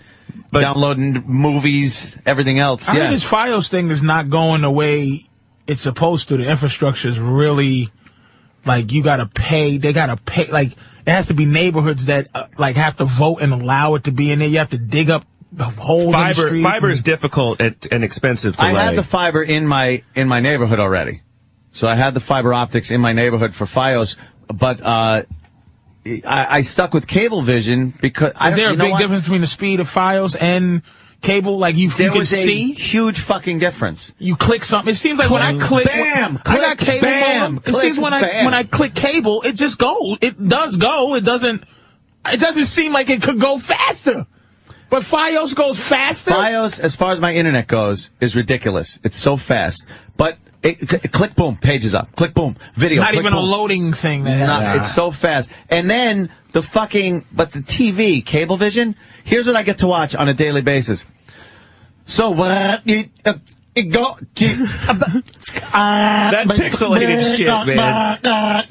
Fucking pixelating and the sound skipping. It's still mosaicing? You got shit it's all the time. I don't have it that much. Constantly. You got too much shit going on in your house. Probably that's what it is, Anthony. I think you got too much stuff going on. It's the government saying we're investigating. They're investigating. Shut him down. He's watching too many forensic files. I have Time Warner, and that shit happens all the time. Really? I don't get it much. It doesn't even matter what channel I'm watching. Not like Anson. They're shoving too much through the same pipe. That's what it is. So Fios is doing this thing now with HBO, where if you're a Fios customer, you can access HBO content online now, like 600 different shows on demand. Strong. So now I could go from my computer right into my television and watch it on TV. So I could just go through my But HDMI? only Fios people though. Only yes, Fios. right now it's only Fios. Oh yeah, get this. They had a what the fuck was Cablevision doing? Oh, where you can program your DVR from your computer on Cablevision. So I'm like, ooh, that's handy. Let me try. Because I have Cablevision, but because I have Verizon, Fios, they won't allow me to do it because I don't have both of their internet services. Ooh. I don't have internet and TV. I have Cablevision, so I should be able to use their fucking internet and set my DVR if I'm away. Cocksuckers, though, want you to, have everything under them. And the phone, how many calls I had to get to have their fucking phone system, too? Cablevision fucking How come you don't have the Fios line. for the TVs? I don't know. I'm really thinking about it, and you hear from everyone, that's great, it's the best thing ever. That sucks. So you don't know. And then Toulouse News 12, Long Island. Yeah. Oh fuck. I love how that's a selling point. Where they actually run commercials where it's like, well, they're losing News 12. Oh, so I could watch 12-hour-old news about fucking Hempstead? Shut up. That's so fucking I don't local. need News 12. You went local today, my brother. Oh, hell yeah. All right, what else there, Laz? There was that school in Pennsylvania where they were handing laptops out to high schools. There's a story in the paper today. Yeah, they're handing out laptops to high school kids, and I guess the principal brought a kid in and suspended him. They were accessing the webcams on the on the laptops and said that they caught the kid doing something, engaging in improper behavior in his home. But here's the deal: they're handing out the fucking computers and being able to remotely access the camera on the computer without the knowledge of the person that is using the computer. So the school gives you a laptop, you take it home, and there's somebody going and looking at your fucking house, the inside of your house without your knowledge. That's fucked up right there. I think the school could be... I think the school's in more trouble than the kid is for jacking off in front of his fucking laptop. Who hasn't done that? So, right? Jesus Christ. Please. And that's what kids are going to do with it, is they're going to be jerking. What are you going to do? Go home? Yeah, I got to go. This really helps me with my math homework. Wikipedia. I love this. Yes, let me check. I always wanted to see some of the famous quotes of the 20th century. And 2 clicks away, and you're fucking, oh, yeah, fucking get me some kind of lube. And I love how these schools think that if they get Wi-Fi access throughout the school grounds, that it's going to enhance learning somehow.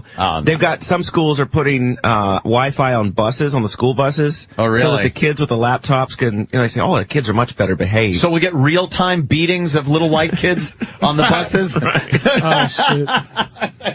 Hey, people. Look, it's happening as we speak. Oh, shit. The beatings of white kids. The little white kids getting beat up on the buses is really, and the bus driver just... Right. We couldn't even fucking stick our hands out the windows when I was a kid. They'd look at that giant mirror up there. Now they got closed-circuit cameras and fucking TVs up by the bus, the driver and shit. All he had was that wrinkly mirror that he'd look up and go, get your hands in the window. And now they got...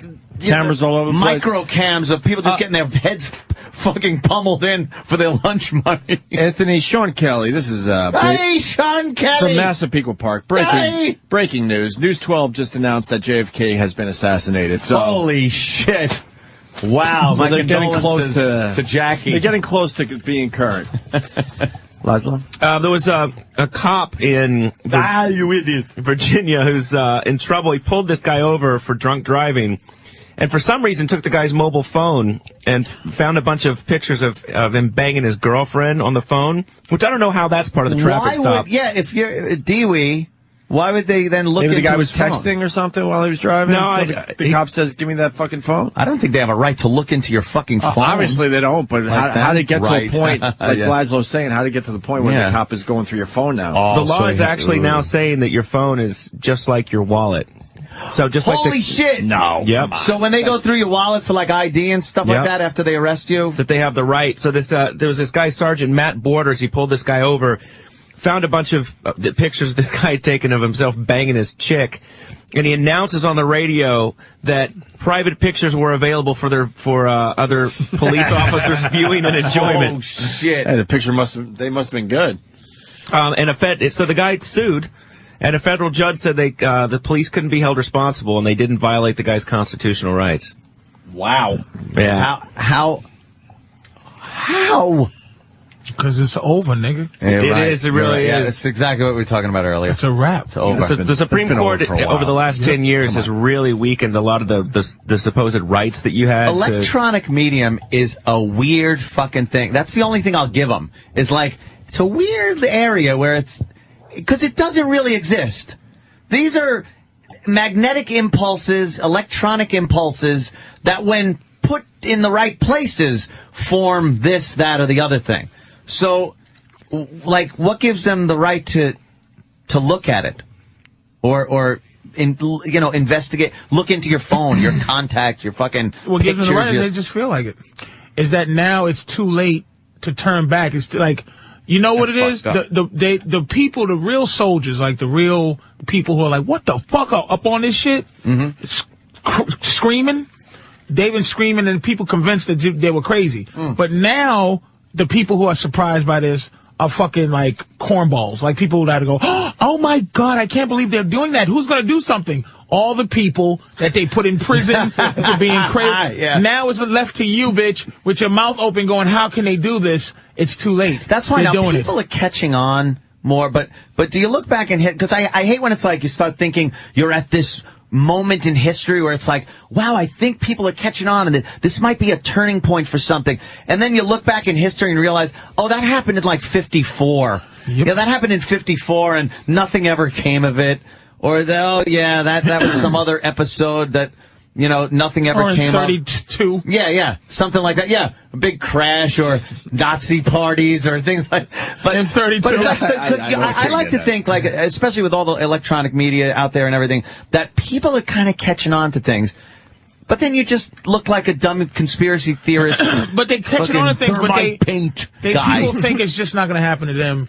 It's too late now. Now it's like, now all the real, like, people who will do something, now the rights are so askew that the police and whoever else is willing, again, regular citizens, me and you, who put on a uniform, and here's another thing about some of the police and some of the people in authority, especially women cops. I'm sorry. Mm-hmm. I was driving through the Holland Tunnel, and just 2 girl cops, just girls, not animals, just girls, right? Girls. And I'm looking at them, and I'm like, you know, they don't understand how to have authority just walking down the street, like how to be somebody. Go, you have swagger, you have something where you go, man, I'm gonna respect this person because they exist. All their respect comes from the fact that somebody appointed them a badge and a gun. So they're gonna have to they're not getting natural respect. So they now get to fucking just shoot you. They get to fucking tase you and kill you, the people who give them problems, while everyone else is going driving by as I'm dying in the middle of the street because I'm trying to fight for my rights, which is fighting for your rights. The fucking weak people that let this happen, it is over. It's already happened. It's fucking over, and you got a bunch of weaklings. You know, like Kenny, I respect as a cop. Kenny can arrest you if he's not a cop.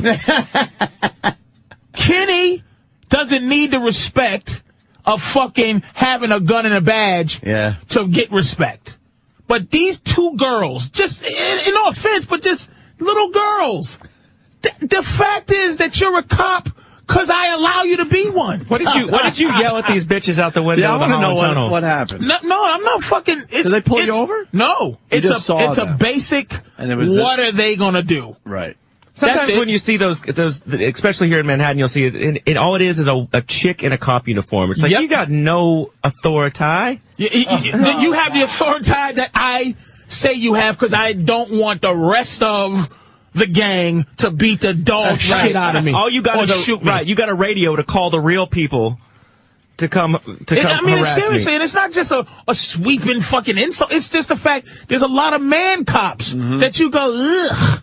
And again, I might have said this before, but the TSA, our first line of defense, government-wise, is a fat cunt who wants to go home at 3 PM versus a guy who will die trying to kill me. Take a bullet.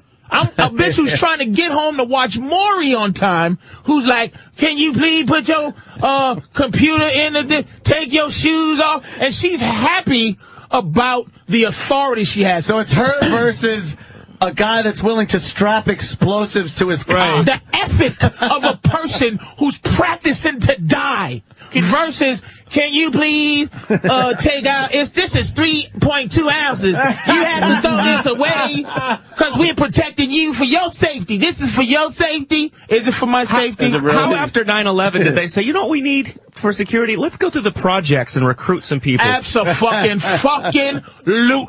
The dregs of humanity. Can you? Waterheads. I travel to these, a lot of waters. When I go up to the fucking thing, right, I read the TSA and I go, listen, and again, not to be fucking redundant, I've said this before. I try to have as much dignity as I can have. I dressed at home. I want to keep my fucking clothes on. You have to remove your shoes. You have to remove your coat. You can keep everything else on and choose to be wanded. So if you go an hour ahead, you got a 3 o'clock flight. If you usually leave it at 1, leave at 12, so that you can cause problems. And don't talk about bombs. Don't talk about say, sir, and go beep beep beep beep, because I got a lot of jeans that just have buttons. Yeah, that'll make the shit go off. I go, I'll take a check. Because you know why? They hope they're lazy. Because they don't want to wand you. Because they're fat and they have to bend down and they have to thoroughly do their job. So they try to make. And you do this on purpose just to make their day miserable? If I have a 3 o'clock flight, I'm at the airport at 11:45. Causing fucking problems. Just to maintain my fucking dignity. Just to maintain a little bit of it. Absolutely. All right, we're all wrapping up here. Shit. We gotta like watch this Tiger Woods thing, I guess. Oh yeah, that's the big. That should be on like all day. Tiger Woods channel today. They are just gonna play that over and over again. Who gives a shit? Laptops are closed. Woods. I don't want to go. Where y'all going? You could stay. Just stay I'm going until over your 11. house. What are you doing? I want to see this closet.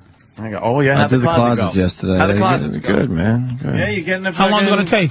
Only a week or so. Hey, They're fast. 10 days, something like that. Did you give them like the whole thing? Like I need this here. I need fuck that. yeah, I need did. This? Fuck yeah. So what you do is like between 9 and 5 or something. They come and then they every day. They said it's easy. We'll see. Oh they go fast. I need room. They go fast. I need fucking room. Mind me packing up. I have an appointment. Yeah, we're all fucking packing Where you going? up. I gotta go to my house. Patrice, you want to stay? What fucking license are you applying for now? Fucking butterfly knife? Ninja stars, nigga? You want to carry concealed? I have a trainer coming over, yo. A trainer? Yeah. He's getting back into working out this Anthony. Anthony's getting back into working out. Make it to the gym? They come to you? You know what it is? Because I have an exercise room.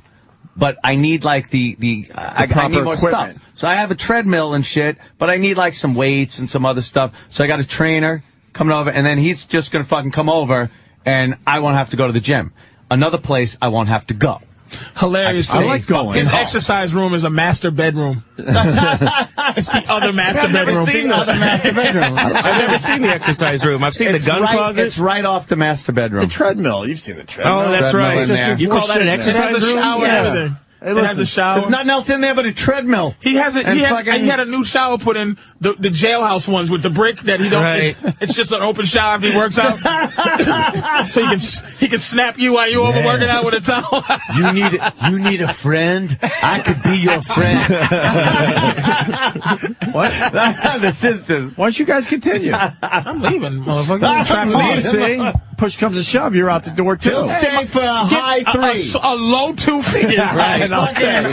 Give me a strong, what is it? Give me a strong lunch and I'll stay until 11. Patrice will be at Comics next Thursday, Friday, and Saturday here in New York City. Highly recommend you go see him. Fucking Comics is a great club, and Patrice obviously a great comedian. And me and Bobby are doing that thing in Atlanta City. Yeah, March 6th in Trump Marina. Yeah. Thank you. That's a big show. I think a lot of us should go down there and support go ahead that. Hang out, man. And Laszlo. And GTA Chinatown Wars is out on the iPhone now. Damn, iPhone? That's pretty cool. And also, episodes from Liberty City, Grand Theft Auto, is coming out for PlayStation 3 and PC March 30th. Oh, thank you for the gift, sir. Sure. Yes, thank you. And Red Dead Redemption comes out end of April. Looking forward to that one. Oh, you might hear some surprises. You might hear some surprises. Yeah. If you need weapons, you might have to visit somebody on this show. And if you hear Opie, that will be a surprise. I'm a loser. You're the fucking guy who sells the upgrades? Somebody is? Holy shit. Motherfucker, why didn't you call me to be in this game? I was gonna fucking upgrade gun guy? You're upgrade gun guy? Are we allowed to say that? I was gonna... No, we're not. We're just not saying anything. I was gonna put Patrice in the game, but I didn't know if you could sound like it was 1902. Sir, if you need a gun upgrade, go rise over there. And then the character has a choice to shoot you or hang you before he goes upgrade his gun. Fucking douche. He's out. Patrice is out. The shoot or hang button. Press X to hang Patrice. And you gotta press the B real fast to keep him hung. He's wiggling. Holy fuck. That X button is going to be worn out. Oh, that is funny shit. You are wrong. That's awesome.